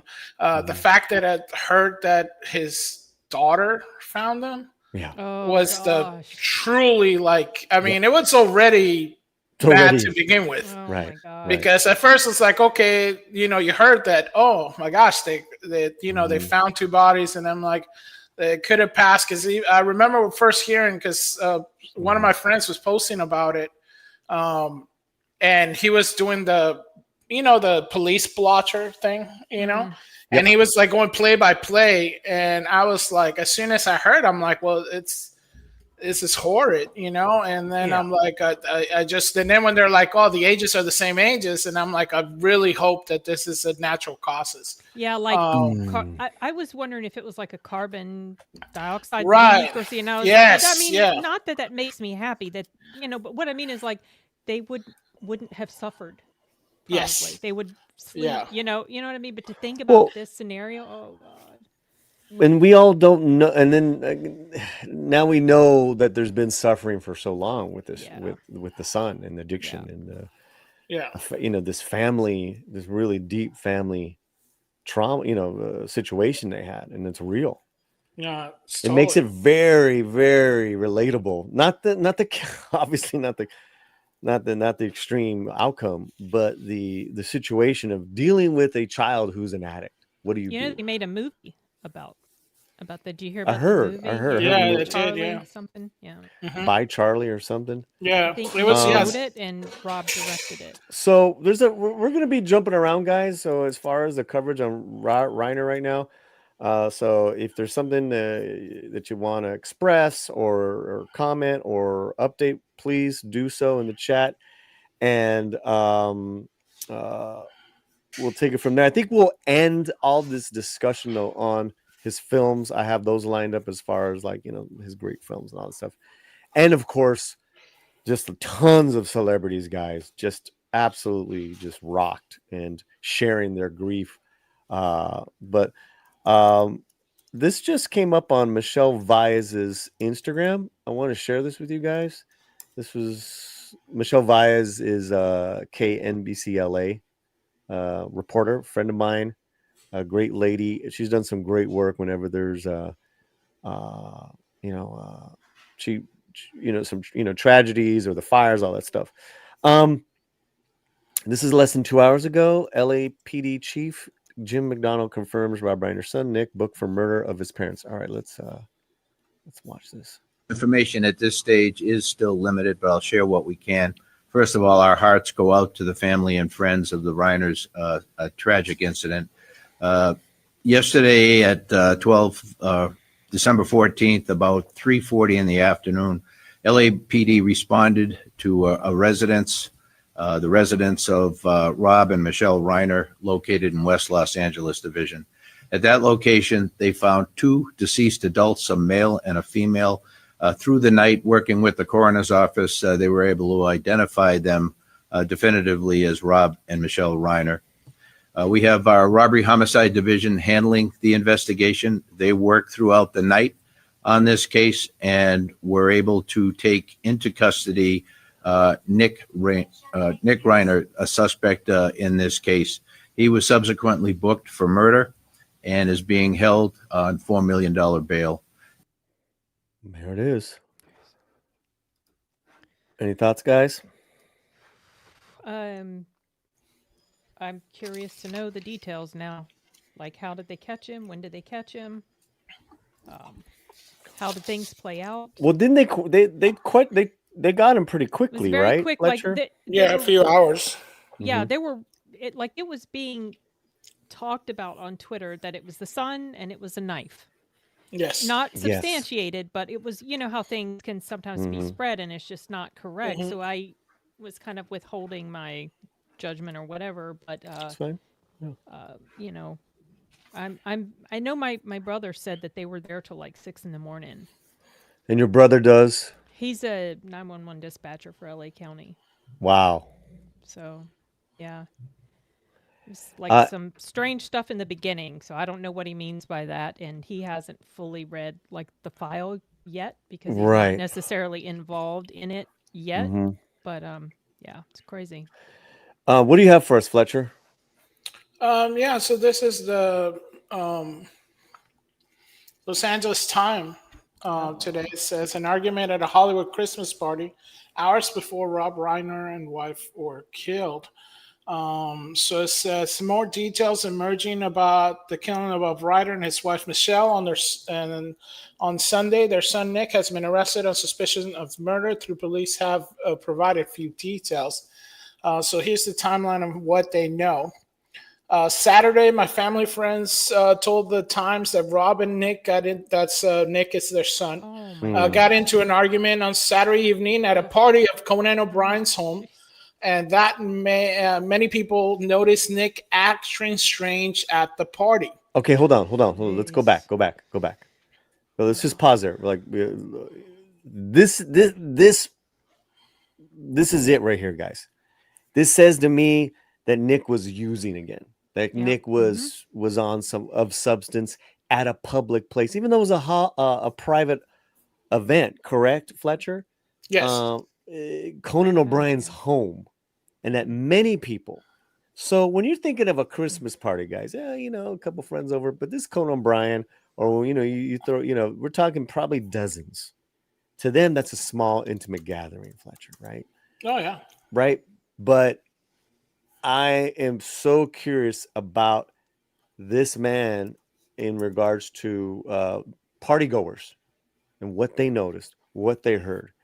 Because once you start arguing publicly, right, you've lost touch with reality. You are not sober. You're not of sound mind. You don't have your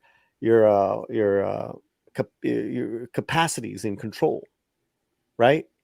Whether it's something broken, and then you aided a drug to further that, which I'm familiar with. That there.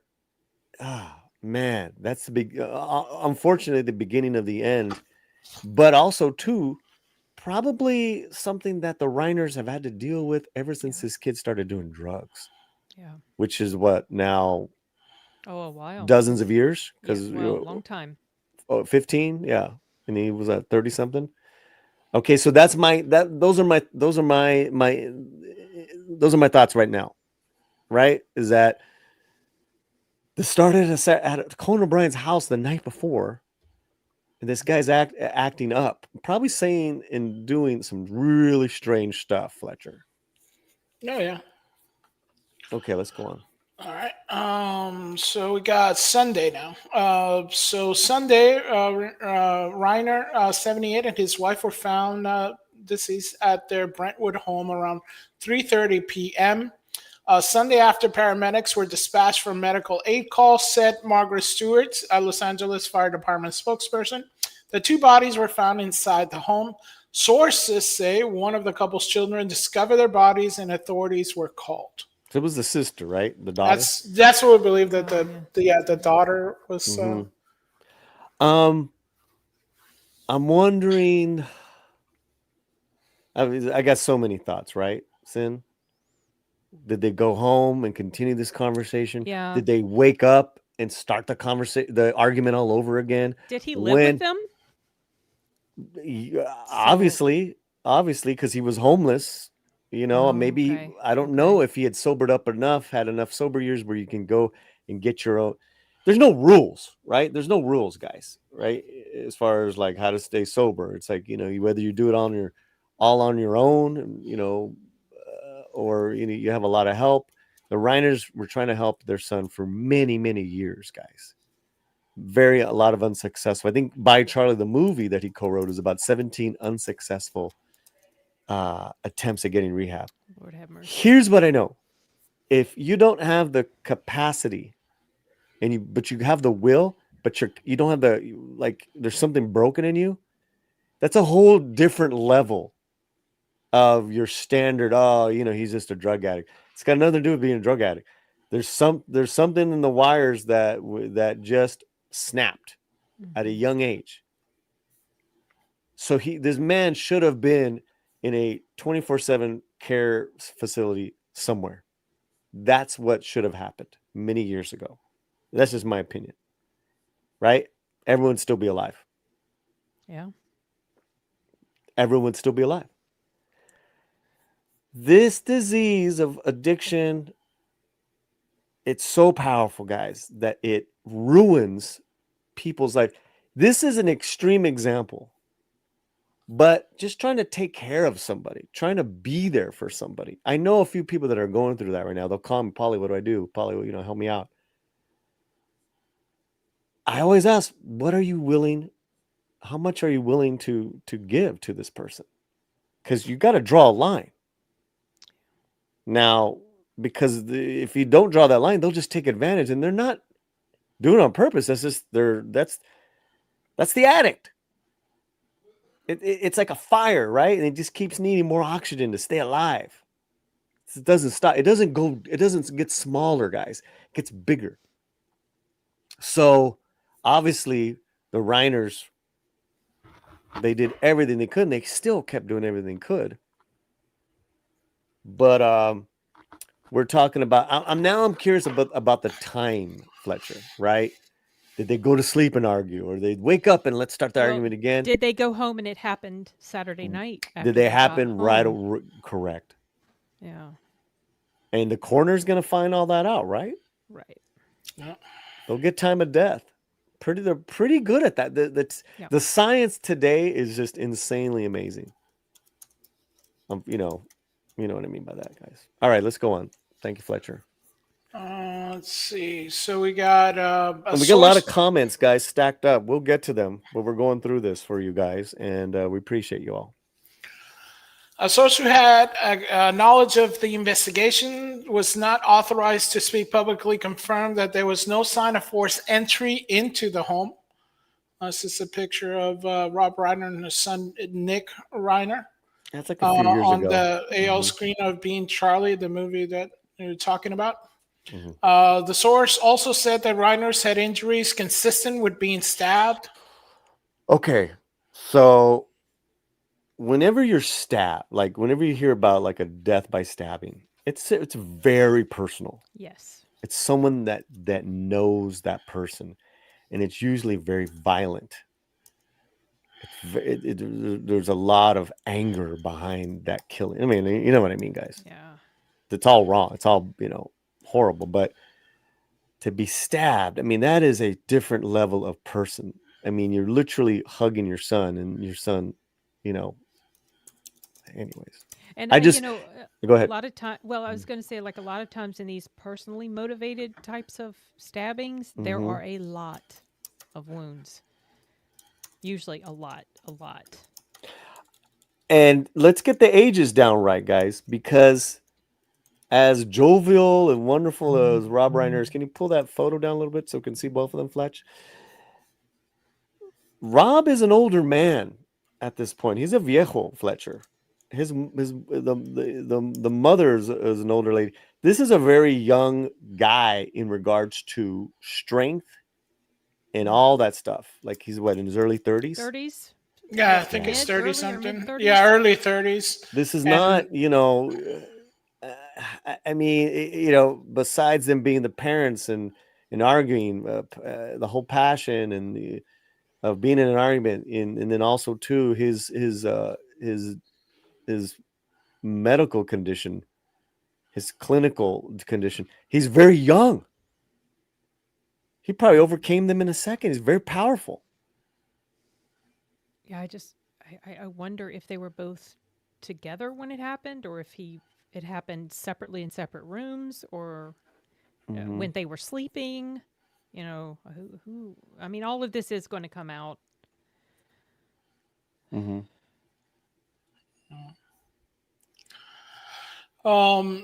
Monday, jail records provide few details, but say Nick Ryder, 32, has been held on $4 million bail. The records do not give any detail about the cost of the arrest, but say he was taken into custody at 9:15 p.m. Sunday and booked at 5:04 a.m. Monday. He has not been charged with a crime by county prosecutors. Well, he's been charged now. Well, there is an update on that according to TMC. Well, this- okay, go ahead. Yeah, yeah. Oh, This really is- fast. Nick is here on a Oh, on a held cell without bail phone. now. What happened?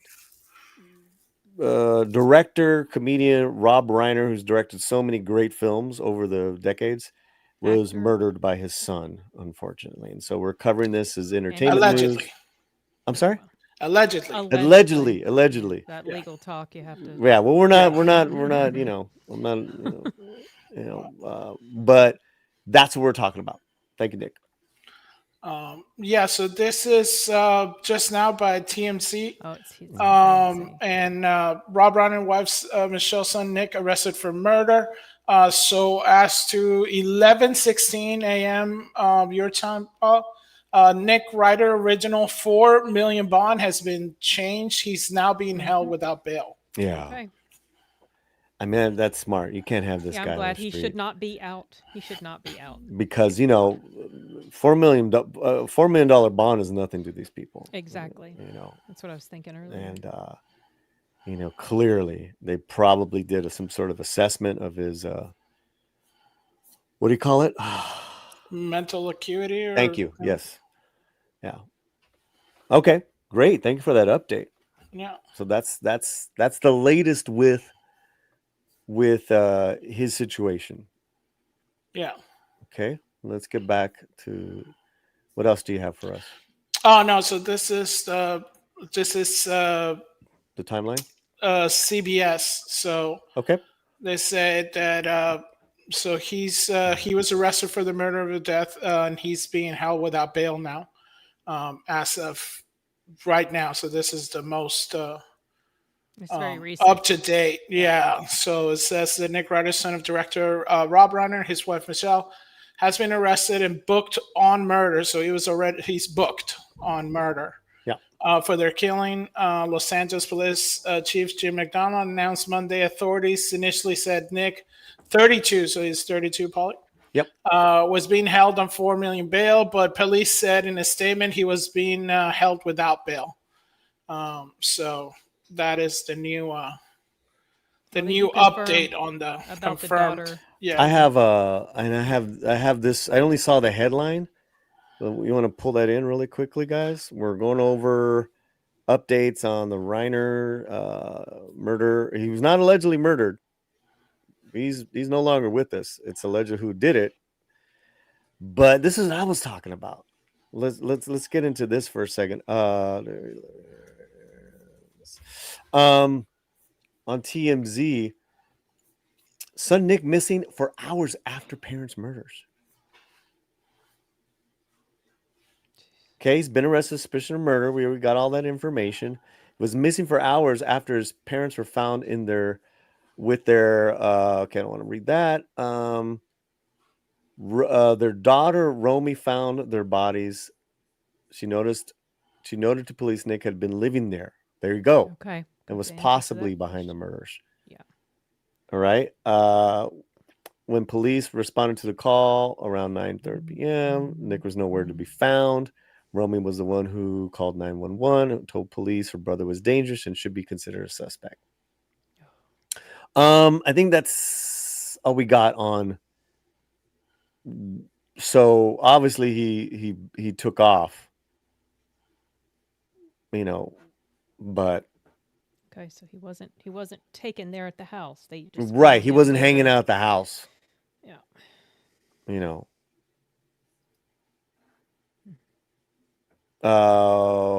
What else do we got, Fletch? As far as so that's like the most current thing I think I current. have so far, that that they don't really have anything else. Everything seems to be regurgitating the same thing. Right. Some of his movies. Yeah. So So yeah, so we I know. guess Mhm, mhm. so I guess what the Times is saying, that he, I guess, has been homeless. He has a So history of Nick, being homeless. Yeah. so this is the Times. This was the most current, up to date thing the Times just posted. So let's say Nick Reiner has spoken. Are you bringing this Had up? Can I bring this in? you see it? Yeah. Wait. Is this it? Yeah. All right. Yep. Go for it.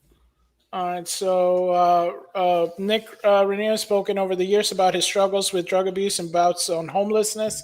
Beginning with his teenage years, he worked with his father on the movie Being Charlie. That was loosely inspired by his early life. In part because of that history, the police focused most immediately on Nick Reiner.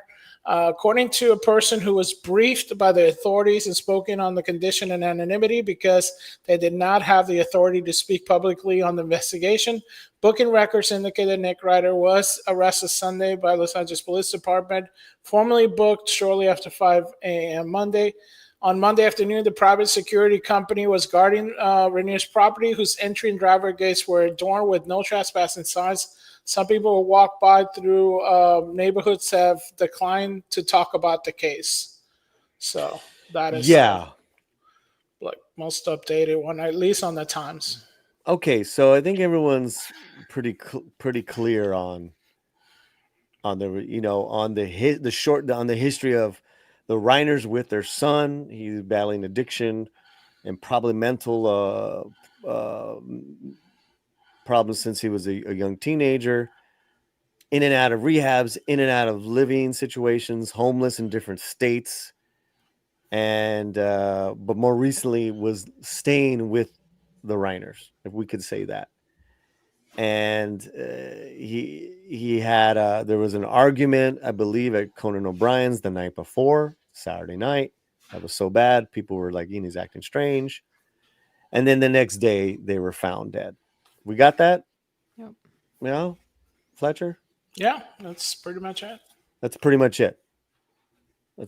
it. And so as you can imagine, is in custody with no bail for his parents. Yeah. As you can imagine, this has really rocked Hollywood. There's been an outpour of condolences. I want to bring this up now so we can kind of move through this. Let me get rid of the stop screen. And remember some of his movies. I don't know. Did you have a favorite movie of his? There's so many. Sin. Probably. There are some that I watched that I had no idea it was him. It took a long time before I even realized he was a director. But probably my favorite out of the ones that are coming to my mind, unless I'm reminded of something, is Misery. Oh, wow. Yeah. Really like that movie. Yeah. Yeah, totally. Fletcher? Yeah, I mean, I guess I don't remember money. I know. I think what was it? Was it A Few Good Men that he did? Oh, yeah, he did that too. Mm-hmm. That was a good one. Yeah. Yep. Yeah. Yeah, I like Princess that one. Bride. Yeah. But you know what? Before we get into these, into how Hollywood went from Spike Lee to so many people, what are people saying in our chat? Okay. So we have Red French Moon, member of the channel, saying a terrible tragedy. Mm-hmm. We have member of the channel, Dan Crane, saying, "What's the latest news on?" That's for later. Solomon Thornton says, "Before I got into film, remember Rob Reiner's would." I think we read that one already. Mm-hmm. Princess Bride, Spinal Tap, then Harry Met Sally, and much more. Red French Moon on his favorite Reiner films. We have Rachel Bringer says, I lost a younger brother to carbon monoxide poisoning. Yeah. So it's kind of, we were hoping that that's what it was. Something like that, right? Everybody. Or was- yeah, something gentler. Something where they just something didn't gentle like the feel Gene Hackman anything. thing or something. Yeah, like say, yeah. Well, I but even mean, the Gene Hackman thing, poor guy. that he was pretty probably rough. didn't know what was happening, but because of his advanced state of Alzheimer's. But I'm sure he was very. You know what scared. I mean. You know what I mean. Yeah, I know what I you mean, mean. this was yeah. a whoever did it. It was a violent act against them because clearly, the Reiners are pretty svelte older people, like with all, like they were doing a lot of stuff. Yeah. It's almost like a new OJ type of case in a sense, right? Like, extreme violence in the neighborhood. Yeah. I mean, Brentwood's it's a beautiful, beautiful place. Where was where did Phil Hartman's murder happen? Yeah, how about in the valley on the other side of the hill, Oh, okay. Studio City or something like that. Okay. Yeah, if I remember. Nurmigo says The Princess Bride is one of my favorite films of all time. Yeah, great movie. Great movie. The Dog Catcher says, Care movie memory as freshman at Oregon State U. Seen Stand By Me midnight screening fall term 1986. Yeah. And by me, I watched that only because Kiefer Sutherland was in it. And you thought he was cute. I liked him a lot back then. That's good, man. Thank you, Dog Catcher. Solomon says, also the son of legendary comedian Carl Reiner. Mm-hmm. I loved Carl Reiner. Gosh, so talented, these people. Yeah. So talented. We also have Nick Tomato coming in with gifted 5 Latino Slant membership on the Cell stream. Hey, Nick, man. Thank you so much. Muchísimas gracias for the 5 Latino Slant gifted memberships. I really appreciate you, man. Who won those? Who got those gifts? So we have Tonya Holmans. We have Penny. We have Deranged Lunatic. We have Jose Taco and Benjamin. Benjamin. You guys win Latino Stamp memberships. Yeah, man. Again, thank you so much, Nick. Appreciate that, man. We got a Bass Player 20 with 4.99 saying, "Have fun storming the castle. Think it will work? It would take a miracle. Bye." Okay, but you gotta do it as the characters. Yeah. There you Well, you go. Have fun storming the castle. You think it'll work? It'll take a miracle. Bye. The great Billy Crystal and Carol Kane. Billy, there was that footage of Billy walking out of the Reiners last night. Did you guys see that? Oh no, did not. Really? No, I didn't see that. Yeah, him and Larry David. I guess they all live very close to each other. Maybe they were trying to get in, but they were walking away from the house completely, like just wrecks. Oh, I bet. Yeah. Mm-mm-mm. Thank you, bass player. Thank you so much. Kay Kareem says, this heartbreaking news. I'm in tears. I grew up watching All in the Family. My reruns, we loved him. So sad. Yeah. Boy, the way Glenn Miller plays songs that made the hit parade. Meathead. Boy, my sound ran great. You know what? Let's bring. You know what? For Ken, let's bring up. Let's bring up Meathead. Oh, love that 70s show. sitcom All in the Family. Michael, where's your tie?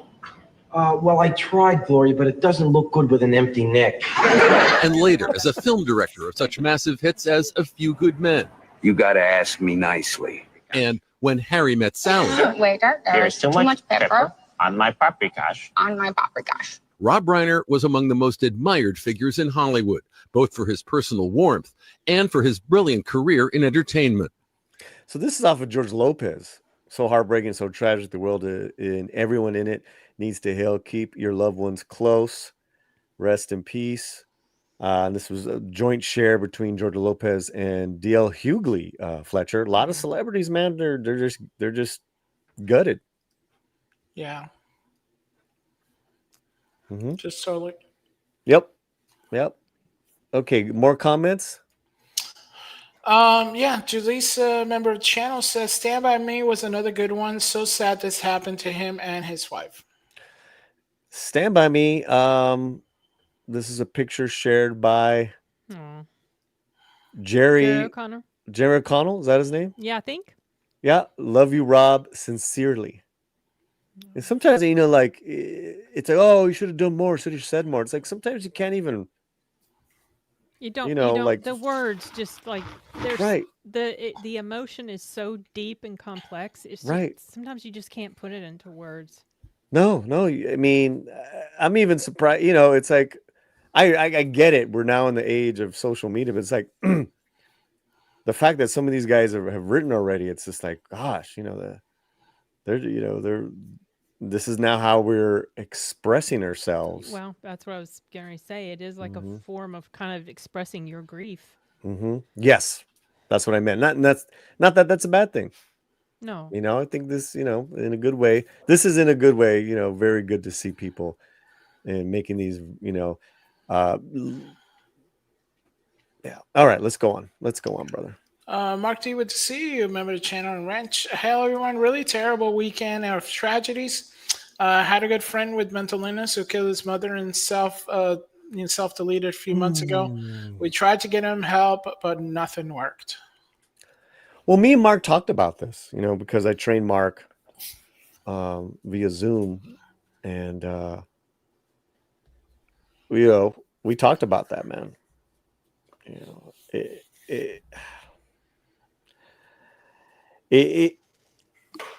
Listen, it's very heavy, and it's beyond our I just think it's beyond our human comprehension sometimes. Well, I think the closest that it could be compared to is probably, how if you have a child and they have a terminal illness or they're suffering with a very scary ailment, and you can't fix it for them. You don't know what to do, and you're helpless and you're scared. It's so hard on family members and loved ones who are trying to help. Yep. Fletch. Varsman says, I love all in the family. All my family. Even the bad ones. Rob Reiner. Oh, wow. Oh, that was a quote from Rob. Gotcha. Soul Assassin comes in. Leave it or call the Brute Squad. I'm on the Brute Squad. You're on the Brute Squad. Classic. Thank you, Soul Assassin. And we do have your co-host for Wednesday's show. Comics and everything. ... Hola peeps, Salma is my mom. AI said so. So that's AI is outing Salma on this one. Yeah, Danny, man. Guys, we have a fun new show on Wednesdays called Mid Roast with Danny from Comics and Everything. And we had a blast. So we'll be back with Danny this Wednesday, same time, 11 a.m. Pacific. Cool. Any other comments or that you? Well, there's I think we're good on that. Go rewatch All in the Family, you guys. One of the best TV shows ever. It's been my husband, who's, as you know, Mexican, and English is his second language. He speaks it fluently, but there is so much in that show that even now he's just now picking up on what certain things mean and what the comedy is in some of the moments, because Archie would always say words wrong. So yeah, fantastic show. Yep. I might have to check it out. Oh, you haven't seen it, Fletcher? Well, when we weren't in the country at the time. I don't know. I think I don't know if I was even alive.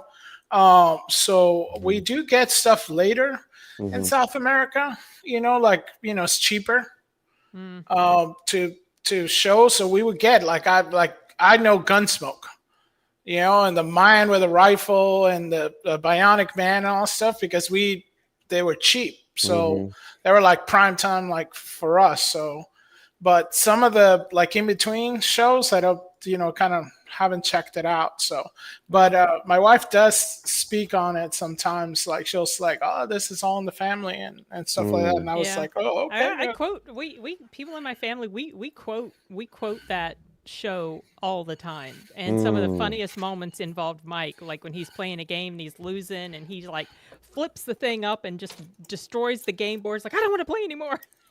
So we do that sometimes when we get like frustrated. I don't want to play anymore.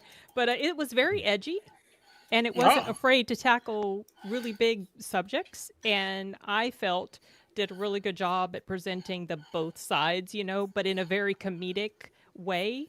And also in a way that kind of showed how ridiculous both sides could be sometimes. And it's just so good. Totally. Yeah, totally. Let's check it out. Cool. Okay, so let's go back to the people remembering. This is Paul McCartney. 5 hours ago. What a tragedy! The death of Rob Reiner and his wife Michelle. It is so shocking in many ways. But for me, especially because over the last year, I've been working with him. He directed me in Spinal Tap 2. The end continues. He was such an upbeat, lovable man. Life can be so unfair, and this tragedy proves it. His father, Carl Reiner, was a great humorist before him, and Rob followed in his dad's footsteps, doing a terrific job making many great films. I will always have fond memories of Rob, and the idea that he and his wife will no longer be in the world with us is just heartbreaking. Thanks for all the humor, Rob. Rest in peace. Love, Paul. Okay, Spike Lee. This is the film I will be watching tonight. This world we all occupy is pure insanity. Condolences to the family. God bless. So that's Stand By Me. Yeah, it's one of the greats.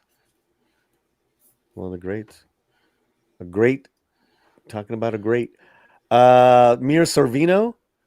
I'm in absolute shock. Rob Reiner was a legend and a kind, brilliant man, a wonderful actor to work opposite on in Hollywood, an iconic director. His wife, Michelle, was a lovely, generous person. I wish I had been able to get to know her better. The world has lost two tremendous humans. He was so funny and intelligent.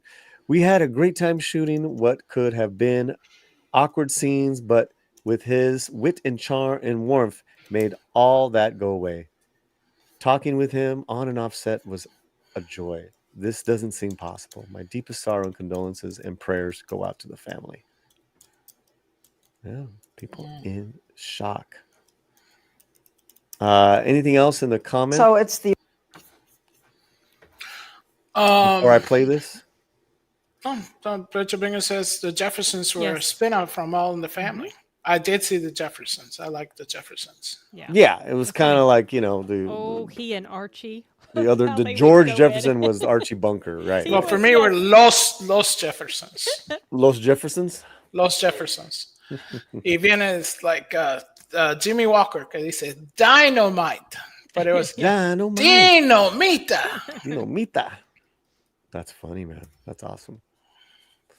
And they had the same voice as Fred Flintstone, so that threw you off. Yeah.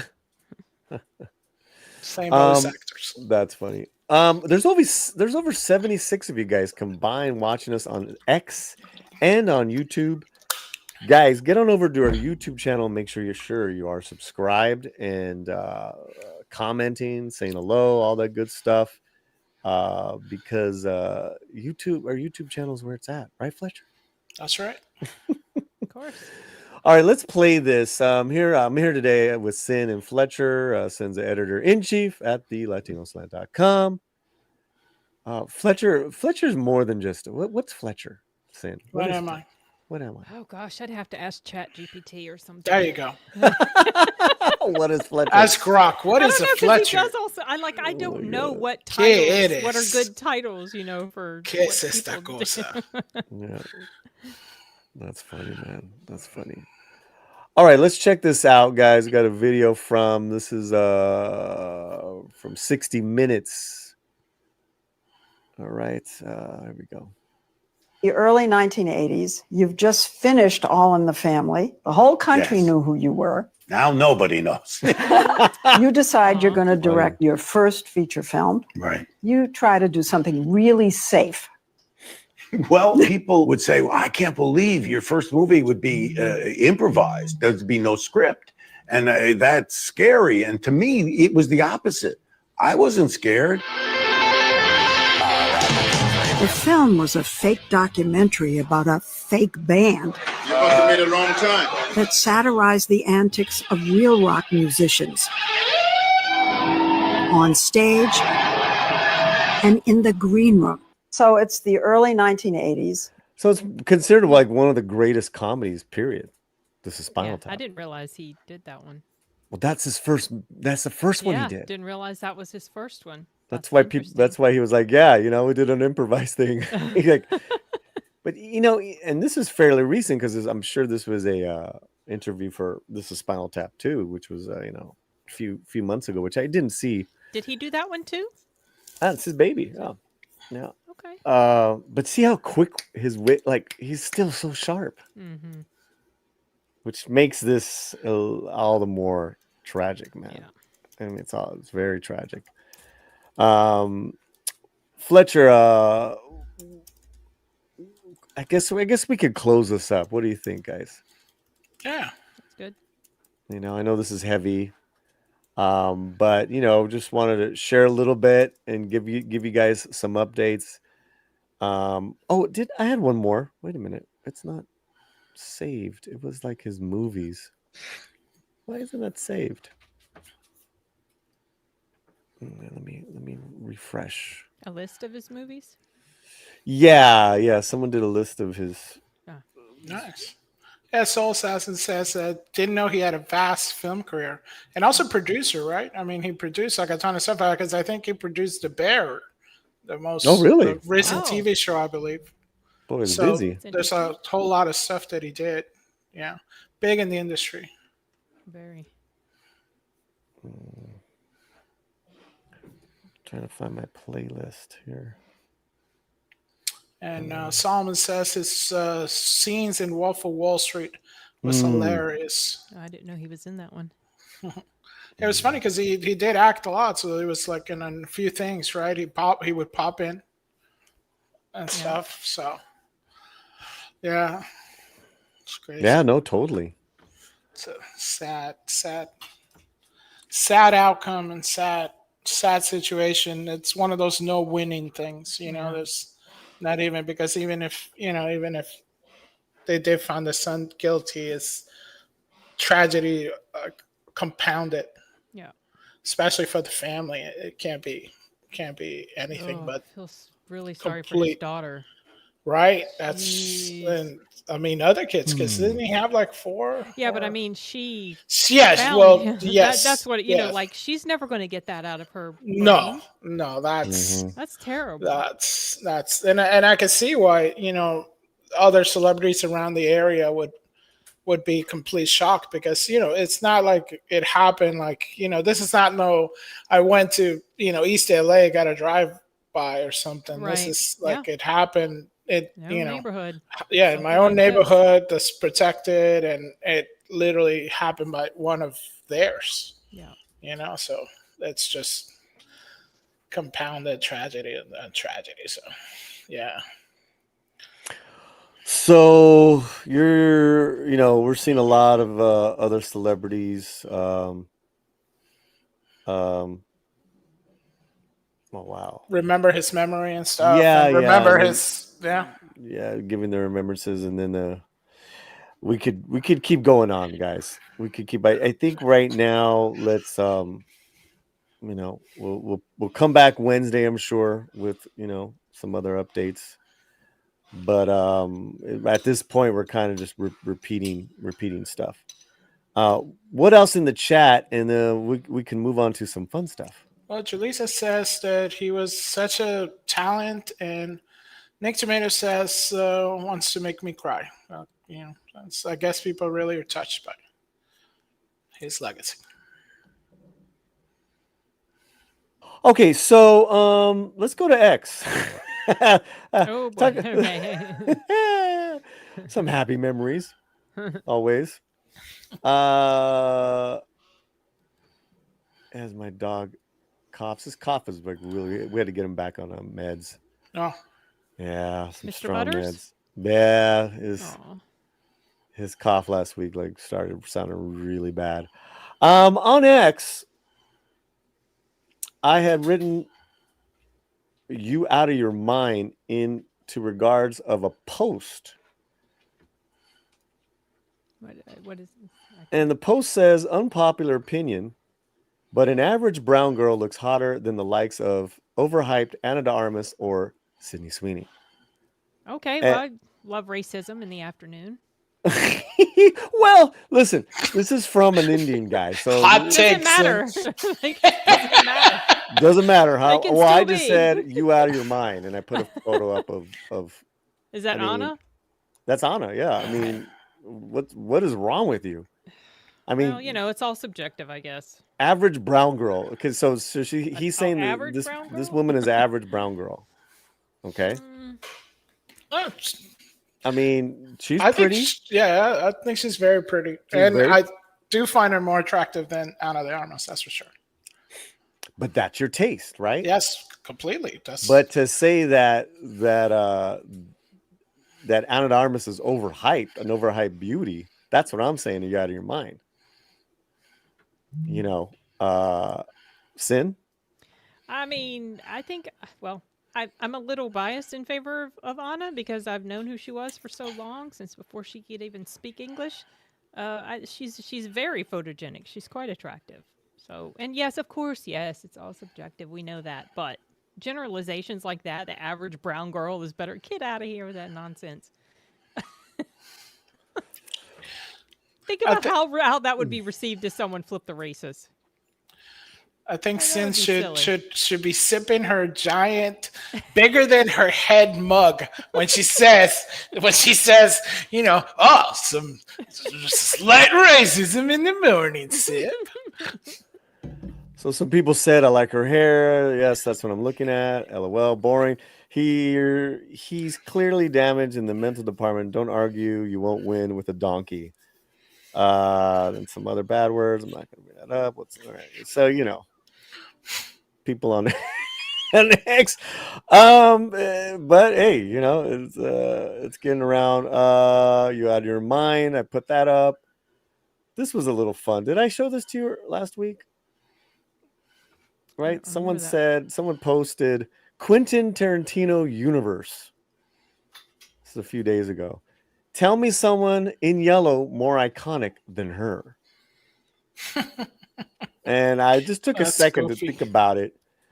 Pikachu. And this is what I put. Awkward. Oh yeah. And got a lot of we're trying to up our game on X. So got a lot of support on this one. But there was some here justifying what? The original post? the original post, which I think was funny. Well, I'm trying to find some that are only really OG. Tarantino copied it. Seriously incredible. Agreed. You beat me to it.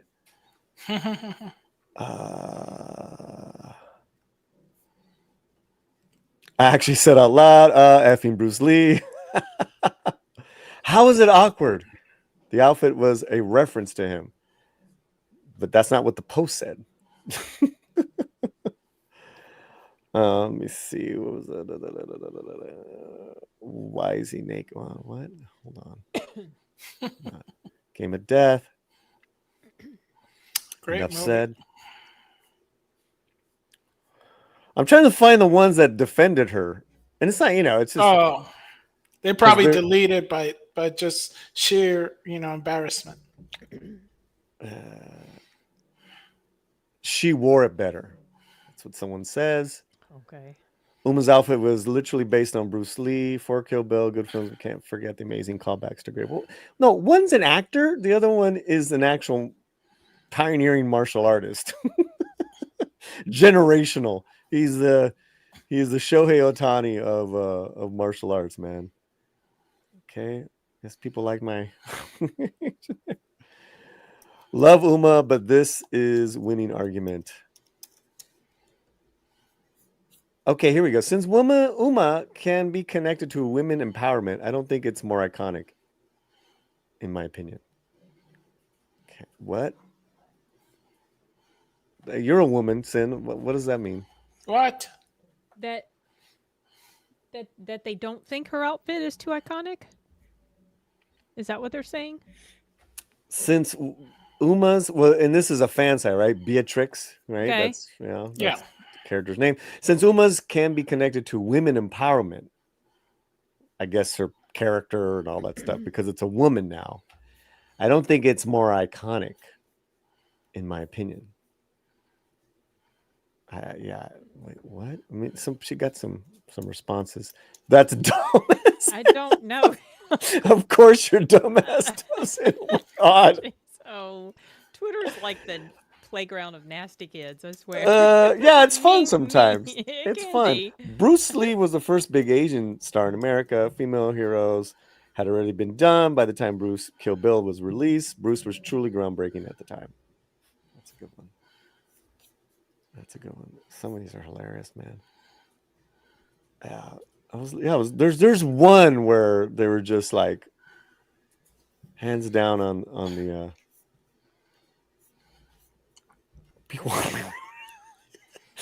I love these comments, man. Checkmate. Bruce Lee was a loser. What? Come on, man. That's not what you're talking about. Maybe because he cheated on his wife. Is that where that comes from? Nobody cares about Bruce Lee, bro. He's a cuck. What? He is? Okay. What? How he came to Wow. that conclusion. Children Okay. would disagree. All right. Well, you guys get the idea there. Just having some fun with that comment. I wish I could find that one. There's one that was just so hilarious. You have to screenshot before they delete it. Is that what it is? Yes. Okay. Because most of the time, if people give ratio, they usually delete it. Oh. So then you can bring it back up to them and laugh at them. Gotcha. There was a hot take by Mario Newfall on Animal Planet. The new Animal Farm. Oh, okay. Animal Farm. Animal Farm, yeah. Animal Planet is fun. The changes that the they've Animal made. Planet is fun. And Animal Farm is a great book. But I guess there were some changes. I didn't see the I don't want to see the trailer. I really don't. I'm not, But Mario goes off on this, and he's talking about Hollywood takes Orwell's anti-communist masterpiece, makes it anti-capitalist and woke instead. Hollywood just inverted the message, et cetera, et cetera. Did you guys see this trailer? I did not, because I have no interest in it, but I have heard all about what has been done. And of course, it sounds very typical for Hollywood. Okay. Fletcher. Yeah, I saw it. It's, I heard about this movie, and when I heard who was involved with the movie, which is all the, who's who of people who, take things that you like and kind of destroy them. So as soon as I heard all that, then I was like, oh, this is going to be really bad. And then when I heard that Angel Studios was going to be, shopping it. Yeah, they're going to be distributing it. I was like, this is it's funny because I actually, as soon as I found out, I put a tweet saying that this is, why you still have to vet stuff, even if it comes from Angel, because you don't even know what what they actually could be doing, since they actually don't really make anything.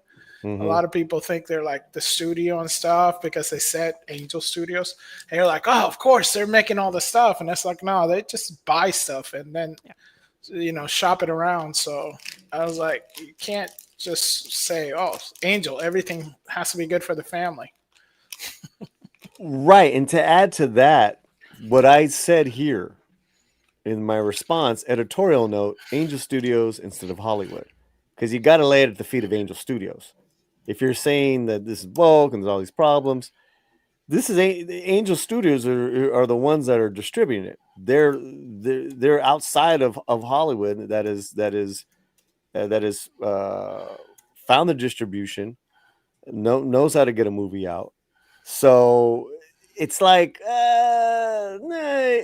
got to put it at Angel Studios' feet as well. Because at the end of the day, whether they made the movie or not, which they didn't, right? Mm-hmm. They greenlit for this distribution, bro. Oh, really? Yeah, that's for sure. So I was just being cheeky. Angel Studios would never. Oh my God. You should tell Mario is wrong pretty much immediately. They are distributing to make it, however, still on. Yeah, that's all. It's just, it is what it is. But, you're going after woke this, woke that. Hey, put it also on. They're partly, if this is a blame thing, which, I don't, I shouldn't even say that because I haven't seen it yet, right? Put it on Angel Studios feed as well. I think that's it on Instagram. Excuse me. What am I on? Twitter? X. I refuse to call it X. I'm going to dead name the hell out of that site. No, Twitter. you can't, Sin. You know why? Why? Because that's going to give it to you. It's going to give it to you. It's going to give it to you. It's going to give it to you. It's Wow. what? And it's you. Oh. All right. I've been waiting for that. Let's get waiting on for out that. of here, man. Finally. Gosh, Yes. how long have you been waiting to say that, dude? No, it's any time. I get my wife all the time on this one. My wife and my sister, they get on this one, and I'm like, yes, I can sit on that one. Ooh, that's what I'm talking about. In your face, Sin. In your face. In your face. In your face. Well, I'm glad you got some joy out of that. Thank you. Don't hit me with your mug, though. Merry Christmas. Yeah, see? Double X chop. Wow. Oh my God. See? TMX. TMX. Wow. Oh, X. I love you. ended I on love a high you, note. Sin. I love you too, Fletcher. Amazing.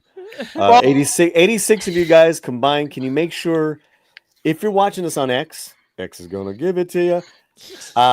Follow our account on X, right, Fletch? Yes, definitely. Follow my account. I'm getting more cheeky on there, trying to raise our profile on X, but also to subscribe on our YouTube channel. Okay, what do we have here in the likey? Start a comment so we can get on out of here. Fletch is having a good time. No, because Wax Winter, he got me. It's like, it's not DMX is not Christian music, but he did. He gave his life to God, and his rendition of little Rudolph the Red-Nosed Reindeer is still epic. I'm just saying. Just there's always hope. There's always hope. Rough Riders. That's all I say. Regulate. Yeah, that's a different one. Okay, whatever. That's Warren G. Regulators, mount up. Nick Tomato, member of the channel, just became a member of the channel. Thank you so much, Nick Tomato. We really appreciate it. We also Nick. I'm sorry, go ahead. It's okay. Go. Hey, Nick, you say tomato, I say tomato. Nick, tomato. Let's call the whole thing off. Let's all become members. Let's all become members. There you go. We really appreciate you guys becoming a member. You can become a member for as little as $2.99, less than a cup of coffee, and definitely less than whatever else Sin's got in her mug that's giant. Just water. It's water, so no, it wouldn't be less than that. Sure. But thanks so much. I'm a member for as little as $2.99. Being a member does help out the channel because it's constantly there. So if y'all consider it, if you already are a member, please consider gifting membership. Yeah. So and no thong pictures. Not yet. What? I mean, well, for the right price. So not here. Maybe I need to make some Only. Only There was a resolution. Maybe open up an OnlyFans page for next There you year. go. Make some real money. There you go. Thank you, Cavatinho. Thank you, Great. Nick Tomato. Tomato. Okay, what else? We have Dan Crane, member of the channel, says, "What's the latest news on popcorn buckets for the upcoming movies and Avatar?" Oh, I don't know. That's a Fletcher question. Oh yeah, so they do have several Navi, popcorn buckets. There's a few with maybe for Wednesday. I'll show you Dan Crane. So show up on Wednesday. This Wednesday we do have a new show with Danny and Paulie. So check it out. Maybe I'll show you kind of the new popcorn buckets that are coming out for Avatar. And the one that I'm looking forward to is the new Godzilla bucket, which is a nice big Godzilla head and has the popcorn in the mouth. So that is going to be pretty killer. So stay tuned this Wednesday. We have Novella Princess in her second account saying hola. Yeah. Hola. So we got Salma saying Ana de Armas must have really hurt that guy's feelings to post that. Show us on X where Ana de Armas has hurt you. Didn't he mention Sydney? No. He mentioned Sydney, was but it just- probably didn't stand up for Sydney. Well, I mean, you got an argument with Sydney Sweeney. I'm just saying. See, she's sweetheart. She's whatever. But if we're going on like beauty, to me, Ana de Armas is a beautiful woman. And Ana de Armas must have been really hurt that guy's feelings to post. yeah. Ana just like said something mean about an Indian guy. Yeah. How dare you, Parjit? Dog Catcher, what did that old commercial copy? Don't hate me because I'm beautiful. That's what I'm trying to tell you, man. No. Don't hate us because we're beautiful. That's it. Thank you, Dog Catcher. Salma Thornton says it's Twitter. Don't take anything seriously on that app, but beauty is on the eye of the beholder. I find both of them very attractive. Well, and that's a correct answer. That's all I meant was that it's a stupid argument. It's like, it's like only brown Indian women are the most. Because shut up, it's beautiful women all over the world. That's what I was like. But then it's like you out your mind. You out your mind. Oh, we have a request. Oh, do you have a request? I didn't see No. Sagalicious 6 is in the chat. Where's she? End of the channel. I want your feet pics, Paulie. Oh my gosh. Yep. Are we sure this isn't Quentin Tarantino we're talking to? Yeah, did Tarantino hack 6's let me no, this is an ongoing thing. Let me just say this. 6, I have, according to Romy, I have amazing hands and pretty nice feet. Sagalicious. Am I saying that right? Sounds like, looks like it. That's how I'd want to pronounce it. Yeah. You like the way I pronounce it? Sagalicious, yeah. Sagalicious. Anyways, all right. Thank you, 6. Good having you here. It's good to see 6 back around. I'm sure you've been around, but maybe with your schedule of work that you're not able to get around here. I trust her 100%. What? 1,010%. 1,000%. Yeah. Paulie the hand model.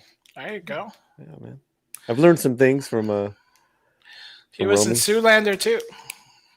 Well, Romy's got to do, when she does the auditions, they always make her do a thing called what do you call it? God. Hi, I'm Romy, and this is my Intro? Yeah, I forgot what they're called. and she's got to they'll say where you live, show us your hands, show us your profile, all that stuff. Oh, It's got nothing to do with the audition. Yeah. Okay. Yeah. I think it's sagacious. Sagacious. There's an no L in there. No, she says there's no L. Why am I wait? Oh, there's no. Oh, the I looks like an L. Oh, wait. And then it's sagalicious. The way Saga. she wrote sagalicious, but Oh, sagacious. oh. Sagacious. There's no L in it. Yeah. Yeah, it's no L. Yep. So what does sagacious mean? Look, See? I'm gonna look it up. Thank you. And then I'm gonna look up sagalicious. Well, I think that's a made up. But that's probably a song by the Black Eyed Peas. By X. Sagacious definition. Having or showing keen mental discernment and showing in good judgment, shrewd. Ooh. There you go. That's definitely 6. Yeah. But what is sagalicious? That means it's Sounds like extra sagey. Completely made up. Sagalicious meaning. Isn't standard English word, but it's a blend of sagacious, wise, insightful, showing good judgment, and the common suffix licious, implying deliciousness or appeal. So it means wonderfully wise, impressively smart, or deliciously insightful. Ooh. 6, according to me, you're deliciously insightful. There you go. There you go. All right, we just made it a little sexy. That's all we did. Ain't nothing wrong with that. She's saying she has paid money for me to take off my shirt in the past. There you go.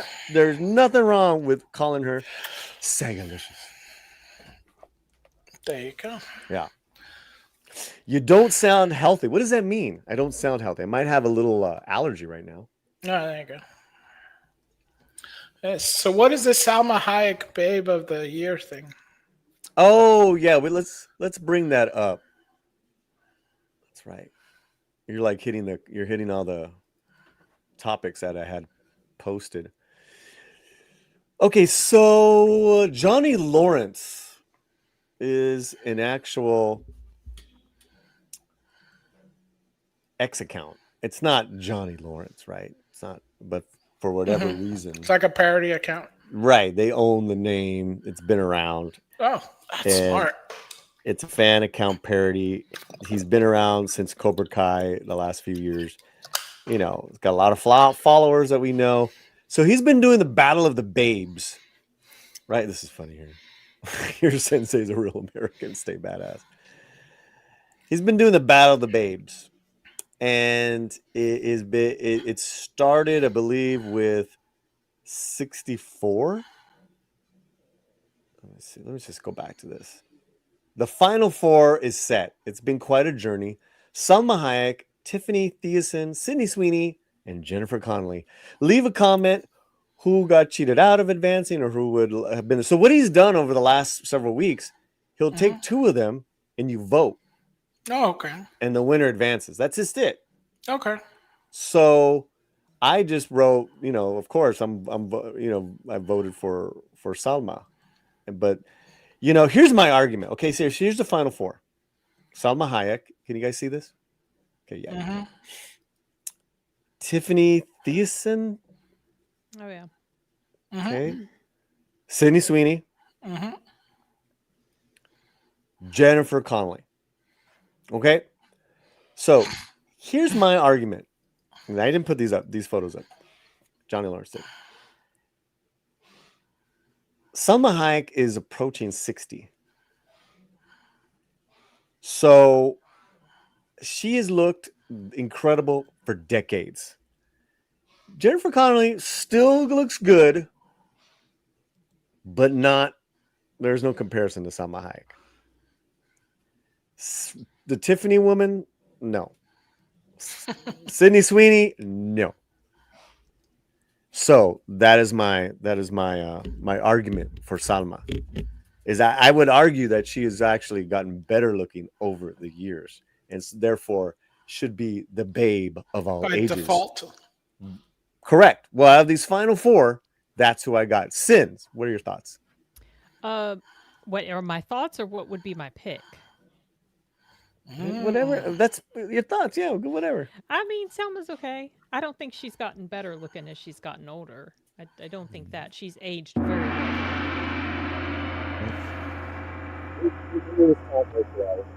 That's thank you so much, guys, for joining us on the channel. That was Sin, ladies and gentlemen.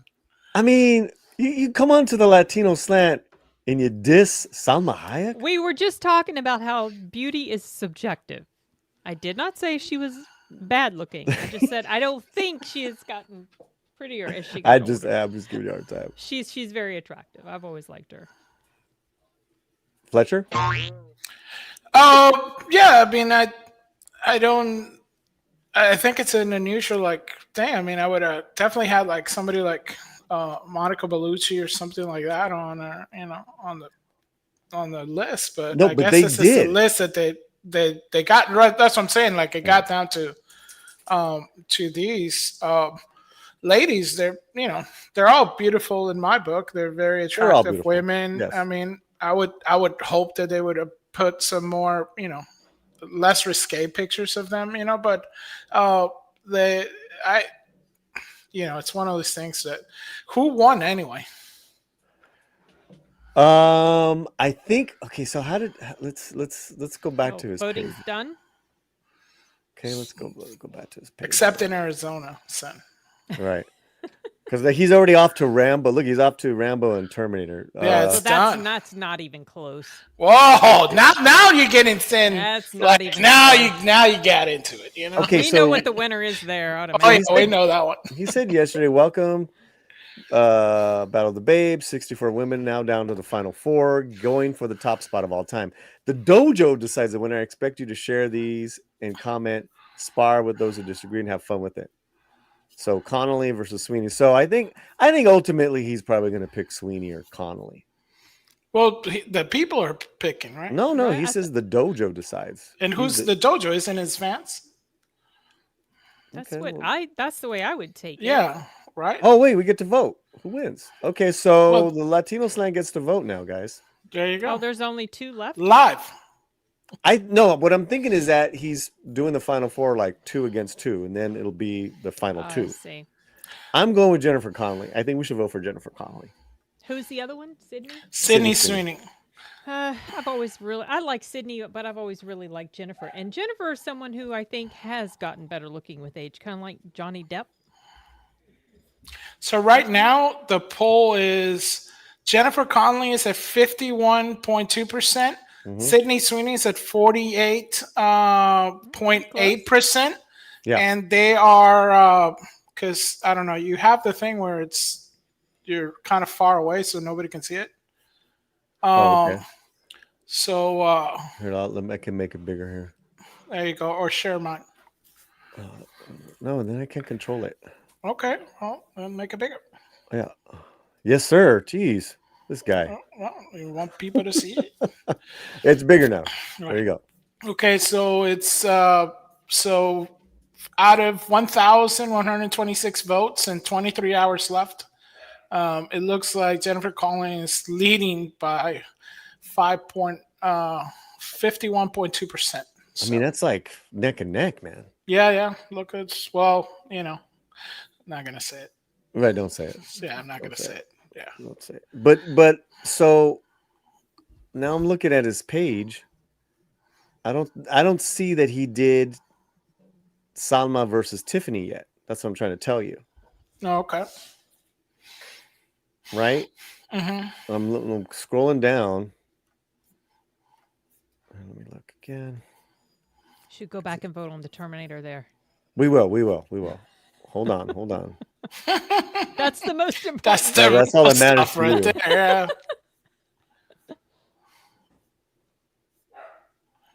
Okay, so it looks like from these 4, he started first with Connelly versus Sweeney, and then Salma's going to be next. All right, and then it'll be so. This should be interesting. All right. So it's follow the Latino Slant for more. Yes, for more important X updates. Okay, now Welcome to the Fight Club. Decide who wins the comments and pull inside. We're in the final four, and the showdown is epic proportions. John Rambo versus the Terminator. What? Easy one. Easy one. Who you got? I don't even have to think about that one at all. Mm-hmm. It's always going to be the Terminator. Always. Always. Really? Yes, always. But this one's got only 676 votes, 23 hours left. The winning one so far is the Terminator with 54.9% votes. And well deserved. Rambo's got 45.1. So. All right. So for Sin, we're going to vote for Terminator. Here we go. 54.9. There you go. One of the best movies ever. Thank you very much. There you go. Yes, that movie inspired me a lot too. That movie actually changed my life. Sorry, saw something in the comments. Don't be sorry. Be sorry about how giant that mug is. I think I need a bigger one. Just like, we're gonna need a bigger mug. We're gonna need a bigger mug. Is that even possible? Oh, I got one more Babe update. You guys want a Babe update? Santa's gonna have a new calendar. Sin, you have a calendar? No, I don't. What? I actually don't. You getting in trouble? I just live by my Google Calendar. I don't do that. And I lost it. Let me see if I can find it. Yeah. Give me 1 second. Go ahead. Let's. All right, so here we go. Sin coming out hot. Avengers Doomsday trailer. Thor and Doom received trailers and full teaser audio description. So this is an exclusive. If you guys been on X recently and you saw that the Avengers Doomsday, knowing that there's 4 trailers attached to Avatar: Fire and Ashes. So they're going to be, did you know about this, Sin? So there's going to be one different trailer every week about Avengers Doomsday. Did not know that. They expect you to go see it because they're already taking down the images on X. So we're not going to show you the images. I'm sorry, guys, but we are going to kind of go over the description. This was the most recent one that I saw that had some of the descriptions. So just so you know. So with the release of the Avatar: Fire and Ash only a few days away, and the release of the film making this beginning of the marketing rollout for the Avengers Doomsday, fans can finally start getting excited about the first Avengers films in over 6 years. So we at Feature Films have first give access to what has been described as likely real, but not confirmed. So rumors regarding the upcoming release of the 4 Avengers Doomsday teaser trailers. So the first trailer is going to be Steve Rogers. And I did see this trailer before they took it down, Sen. Okay, I heard that Steve was in the trailers. Okay. Yeah, and I got the pictures, but we can't use them. Sorry, guys, because they are really getting heavy into this. So they're taking down everything. So I'm sorry I can't really show you the pictures of it. But in this first teaser trailer, we see a motorcycle. And then we see a house, and we see Steve Rogers going in, married to Agent Carter, and they have a little kid, right? So this is the first, yeah. So this is the first trailer. The first trailer that's going to be attached supposed to be is showing Steve Rogers coming back as Captain America.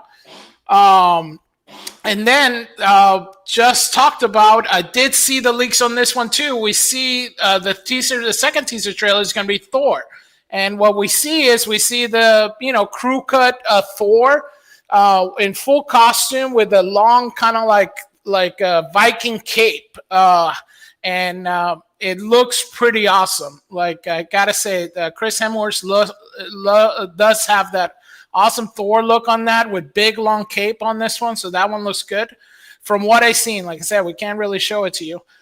So the second trailer allegedly follows Thor as portrayed by Chris Hemsworth. Source wasn't exactly what happened in the second trailer, but we could only confirm that it would be Lex in line. On the theory side, the fact that Thor receives his own trailer likely suggests that he's got a big role in the film. And then the third trailer is going to be Victor Von Doom. The only thing I saw of this trailer that was out that got taken down so fast was kind of Robert Downey Jr. in like the green suit that we already kind of seen. But what they said they heard about the teaser trailer says, we heard the third teaser trailer will allegedly follow Victor Von Doom as portrayed by Robert Downey Jr. The reason this trailer would be released last is that Marvel Studio apparently wants audiences to wait and really build up excitement to see Robert Downey Jr.'s Doom again. Our sources isn't exactly sure what happened in this teaser, but could only confirm to be released as the last character focused on the trailer. So that is the live what we got on the Doomsday trailer fiasco. So I guess, all right. Let's get your thoughts there, Sin, on this. They're trying to roll this out. They're trying to create the excitement. Yep. A trailer a week in front of Fire and Ash. What are your thoughts? I mean, they're trying to create a feeling of FOMO. If you don't go see it, you're not going to be able to watch the trailers. So, yeah. I mean, it's an interesting strategy. I don't really know how much it's going to help overall in the end for this series of films. You're muted, Paul. Yeah, are you talking? No, I'm not talking. Oh, he's just so blown away by what I said. No, there's literally people that I'm trying to say hi to that are members of the channel, and I gotta say hi to them live. It's it's just the thing. It's a what do you call it? An I don't know. It's my goofball thinking. Okay, listen. Didn't Gary from Nerdrotic get the video? And he's like, I can't show it, but I'm gonna watch it. I have the video, but I can't show it. Right. And he was happy that Chris Evans, Steve Rogers is Captain America. Yeah, and I've heard people are bitching about that. Yeah. Because the white Captain America is back. Why does it gotta be about? Why does it gotta be all about race? I know it's really stupid, but of course, they find always something. I mean, the only thing I'd say that's kind of weird that I feel bad for Anthony Mackie about is there's pretty much filming this like a year ago, so he's known about this Cap iteration for a while. It's like, man, poor guy can't get a break, Fletcher. Yeah, I mean, I don't think there's going to be a thing where they can't both coexist. I mean, they did, and even in the show, it had a little bit of flashback to it. So, I mean, even the Anthony Mackie led Captain America movie, we did see another reiteration of Captain America with that was sadly not shown, because they did show him in the costume for when we saw the shots of the movie earlier on. The first Captain America, the second would have been the second Captain America. So we didn't see him in costume, but we wanted more Isaiah Bradley to kind of show. So, I mean, there's already this show of it. In the comics, we also had Bucky becoming Captain America. So I do think that it's not going to be an either or, and it's going to be just like a more of type of deal. I mean, even when we saw Captain America and Avengers, they did have the Wakanda shields, so it's not like he doesn't have other shields. And so it's not I don't think it's an either or. I think people are excited that it's going to be Captain America. What I know the big criticism is if it's going to be kind of like a bait and switch and be Hydra Captain America, which is an alternate reality kind of Captain America that was recently done in the comics that people hate, which is what if Captain America was secretly like a Yahtzee. So that's the one that hopefully is not it, but people are saying that might be it. Okay. Is your interest peaked, Fletcher? It was already, I mean, it's one of those things that you're going to go see it anyway. So it's not, I don't know how much of this is going to relate to it, but it could drive more audiences to go check out Avatar. So I do think that, if people have it might stagger them to watch that. That's, I guess what I'm trying to say is that it might stagger them to see, because I know that fans of Avatar are going to see Avatar more than once, right? There's so many people that I know that are Avatar fans. They will see it more than once. this might actually stagger that, because usually when people go see it more than once, they'll go see it like in the first 3 days, right? Or 4 days. I watched it, but I'm going to watch it again. So this might be a smart play to get people staggered to watching Avatar. Like, oh, but wait till next week, right? Right? Wait till next week to check it out, and that kind of extend the run on Avatar, I think, in the IMAX theater. That's just that's your take. Yeah, my take, that I think they're doing this to keep that IMAX spot. So, Sin, the fact that Gary had some positive things to say, Fletcher's positive here. This could bring a breath of fresh air back into MCU. I mean, it's been terrible the last few years. It has been. I mean, just because I don't know, I don't hang my like or dislike on something based on what Gary or anybody else thinks. And I like Gary; he's fine. There's no complaint about him. But I've been pretty disillusioned with what Marvel has, or what Disney has done with the Marvel franchise. I'm gonna go see it. I don't have any automatic I'm not gonna see it like I do with Avatar. But I'm not. It's not gonna make my list of most anticipated for the year. It's just, it won't. Comic book movies don't do that for me anymore, really. Unfortunately. So. Okay. Well. I had no interest, Fletcher. And now I do. Now you do. I knew you were going to say that. I mean, well, because I hope it's fantastic. Because when it comes to stuff like this, I'm going to listen to Gary. I'm going to listen to Fletcher. And it's like, oh, okay, yeah. All right. I'll check it out. And then Haley Atwell's in it? Oh, yeah. Let's go. Okay. Well, that's so, and then I think the thing we want is we want it to go back to the glory days. Will it get there? The Russo brothers could, the ones that could deliver. Yeah, could be. Yeah. They did the right things by bringing those guys back, putting the band back together, so to speak. And then you put the band back together, and like Fletcher says, you can have the other guys there at the same time. This is huge. This is a huge undertaking these guys are doing. But let's get to to your comments, and we're gonna get on out of here. We have 6 going. She looks amazing, but I'd rather have dinner with Jennifer Connelly. I like Jennifer. I've always liked her. You know what? So would Romy. Because Romy knows Connelly personally.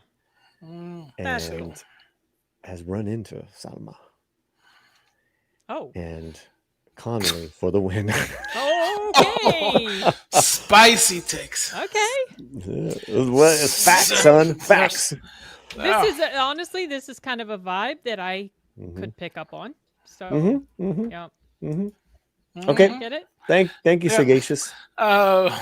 Caballero Monche says Salma is the GOAT.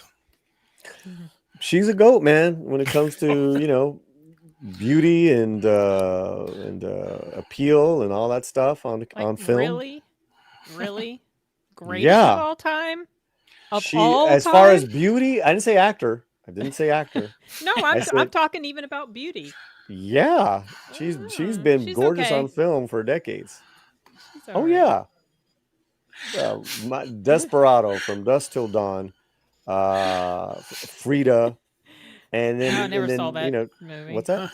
Never saw that movie. No interest. And then she's looked incredible in all her, But greatest modeling of all time. People use the word goat so liberally these days. Everyone's the goat now. Well, Cavateño says Salma is the GOAT. I said she is one of them when it comes to beauty and looks on screen. I mean, you look at the pantheon, right? Of beautiful women, from Garbo to Hayworth, Sophia Loren, Monica Bellucci. I mean, Monica's probably the top. I think Salma's probably top 20. All right, let's go on. This friggin' conversation. You started it. No, I know, but then you're like stopping me while I'm giving my opinion. Or you ask me. You did ask me. Cabrona. So friend and member of the channel. Friend Jennifer. and wrench. That's Wrench, that's yes. lo que dije. Oh, is that what you said? I yeah. can't hear you sometimes, man. That's just that's my ears, man. Sorry about that. For $9.99. Wow. Thank you so much. MCU. The MCU is so desperate for fans to love them again. Hence the 4 trailers. Yep. Well, I mean, it could work. You know, here's my thing, Jen. If they truly are desperate and their backs are to the wall, that's when sometimes some of the best, wildest ideas come off. Creativity pops. They bring back the Russo brothers. They bring back their backs are against the wall. They're having all these terrible films one after another. Terrible PR, right or not. And then it's like, you know what? Russos. Let's get the original people back. You know, and maybe they're seeing some good footage. Hey, let's do 4 trailers. So I hear you, Jen, but sometimes when you're desperate, you're coming up with some really amazing creativity. Hey, it could backfire. You know, it could backfire. But look at I was reading up on the Demon Slayer creators. These guys' backs were against the wall, man. They'd never done anything like this. You know what?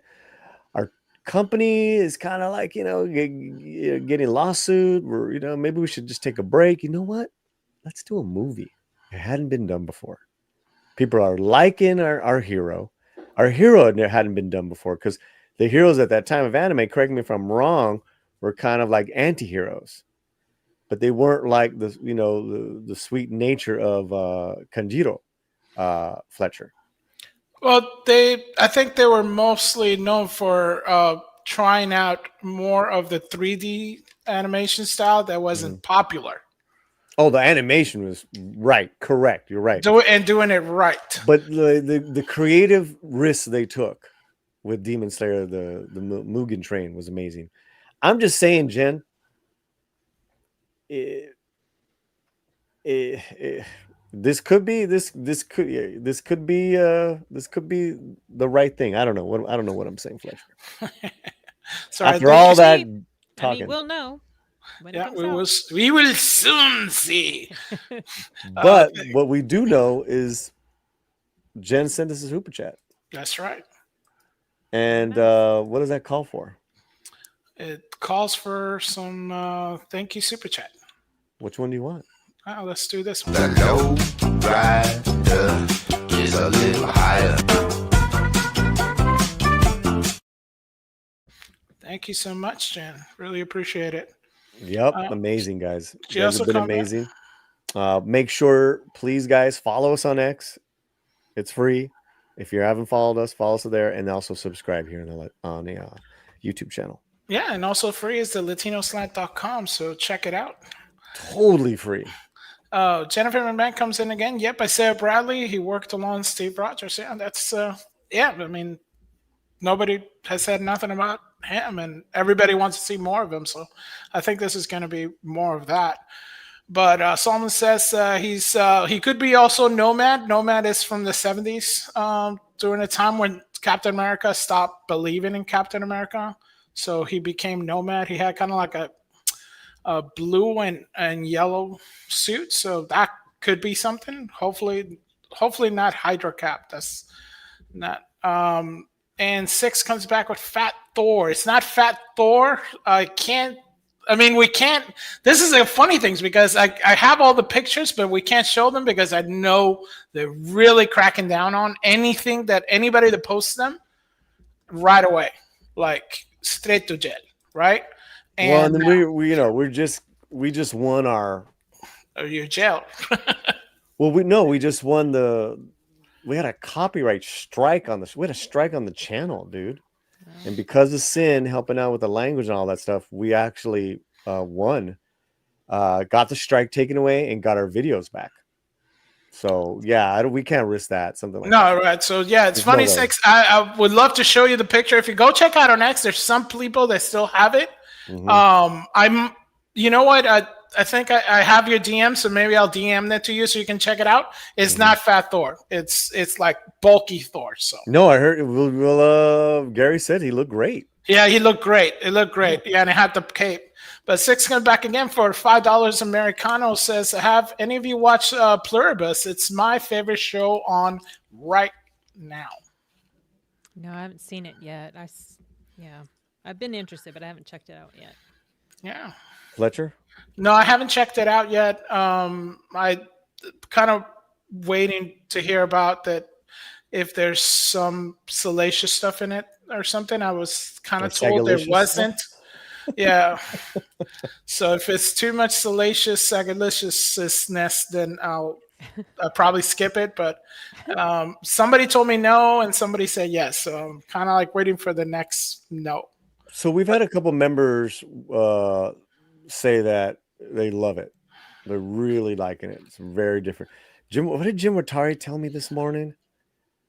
Because it kind of goes off and it's going off into another, but he's really enjoying it. Mark is really enjoying it.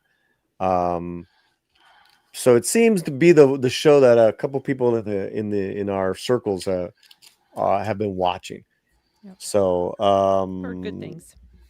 Yeah, hearing good things. I'm kind of interested, honestly. There's other shows that I'm trying to get through.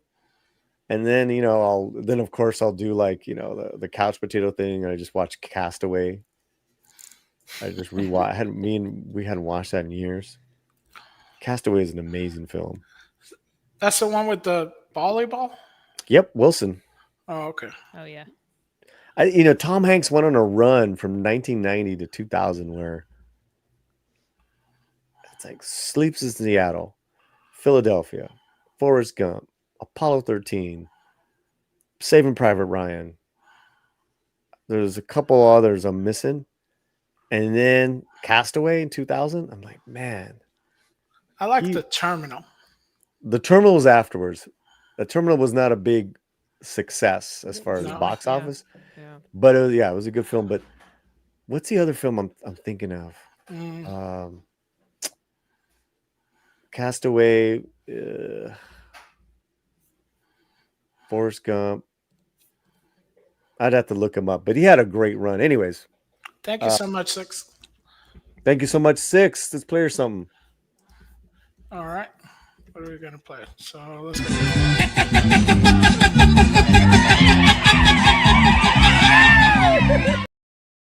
There you go.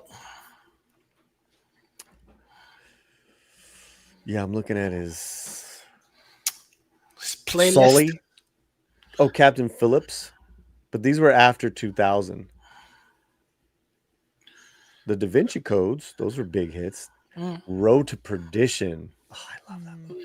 That was pretty good. Oh my God. Toy Story. Green Mile.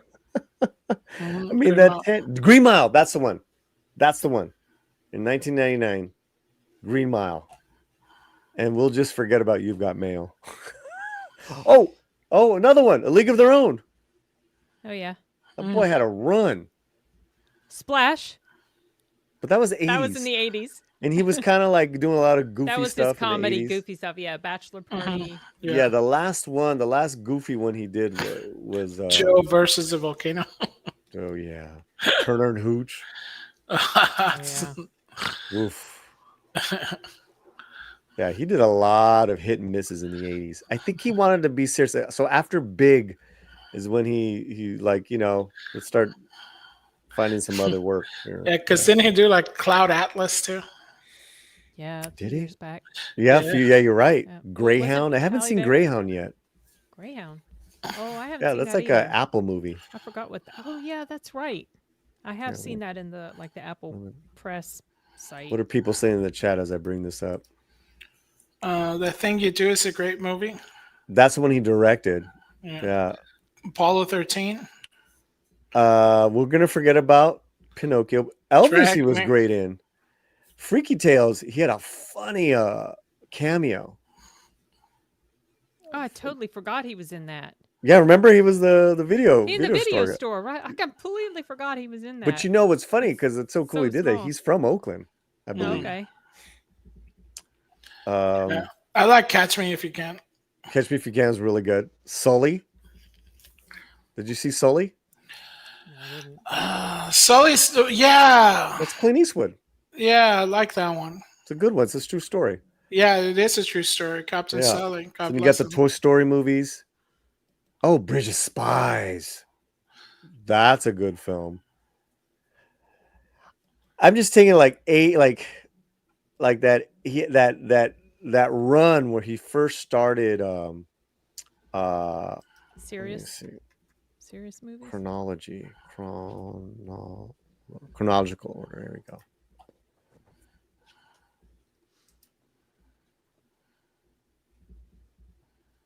That's not. Maybe if you go to Wikipedia and you look at his filmography. Well, I just like the images here, but you get the idea.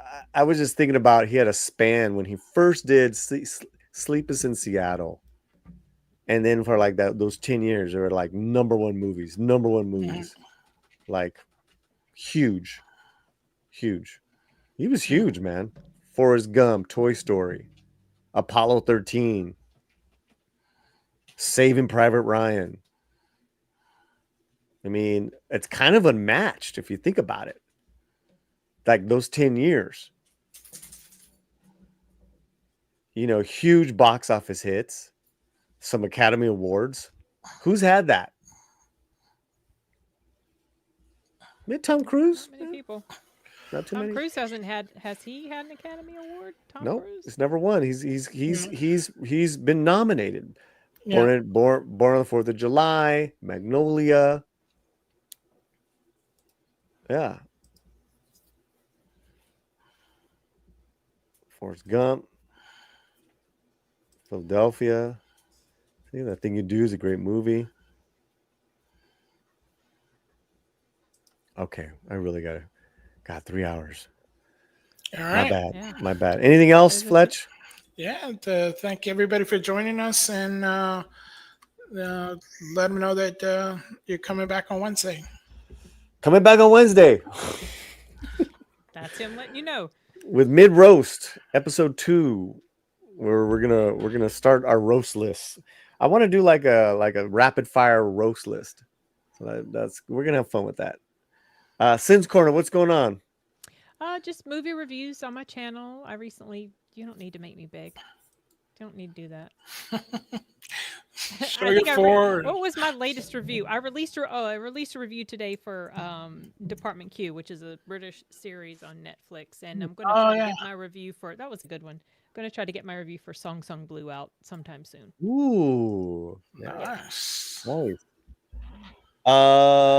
also we gotta. I just want to make sure we're paying our condolences also to a couple other people that passed away. Tony Geary, Luke from Luke and Laura General Hospital. I grew up on that. Oh, I had not heard that. He passed away, I believe, this morning or even last night. I believe 78, 75. Abraham Quintanilla, the second, the father of Selena Gomez, passed away this weekend. Selena Quintanilla, sorry. Telling you, man. The original Selena. Selena, anything for Selena. He passed away recently, a couple days ago, and then we talked about this last week. Raul Malo, the incredible singer of the Mavericks. I encourage you to check his music out. His one of the great rock and roll, just one of the great voices of music in the last 40 years. Raul Malo of the Mavericks passed away way too young at 60. And there was an opera singer that passed that had an unfortunate passing last week as well. Another situation. Another son. Similar. Another eerie. Yes. Did you hear about the? I'm sorry. And I apologize for not remembering his name right now. But all due respect, my respects to them. You were going to say something? Did you hear about the guy who played in The Mask as the villain? He died, and he was only 60. Oh my God, that's who I was forgetting. Peter Green. Yeah, I couldn't remember his name, but that guy. Yeah. Peter Green. I met Peter Green. I hung out with Peter Green in the 90s. Great I was a guy. little surprised to hear that. My husband loves his performance in The Mask. Yeah. He's good in it. Peter Green, rest in peace, Bina. It's a tough week. It was a tough week. If you're, as far as pop culture people, all that stuff. Yeah, heavy week. Very bad tragedy that happened in Australia. I just want to send my love and prayers to all those people affected. Absolutely senseless. All right. We'll be back live Wednesday. Fletcher, anything else, my friend? Yeah, don't forget to check out also this Friday, Fletcher's Fiesta. Is that what it's called? That's a working title. He's come up with a name. What? Since the Fletcher's start. Okay. Fiesta? That's a good one. Oh my God, I think I like that one.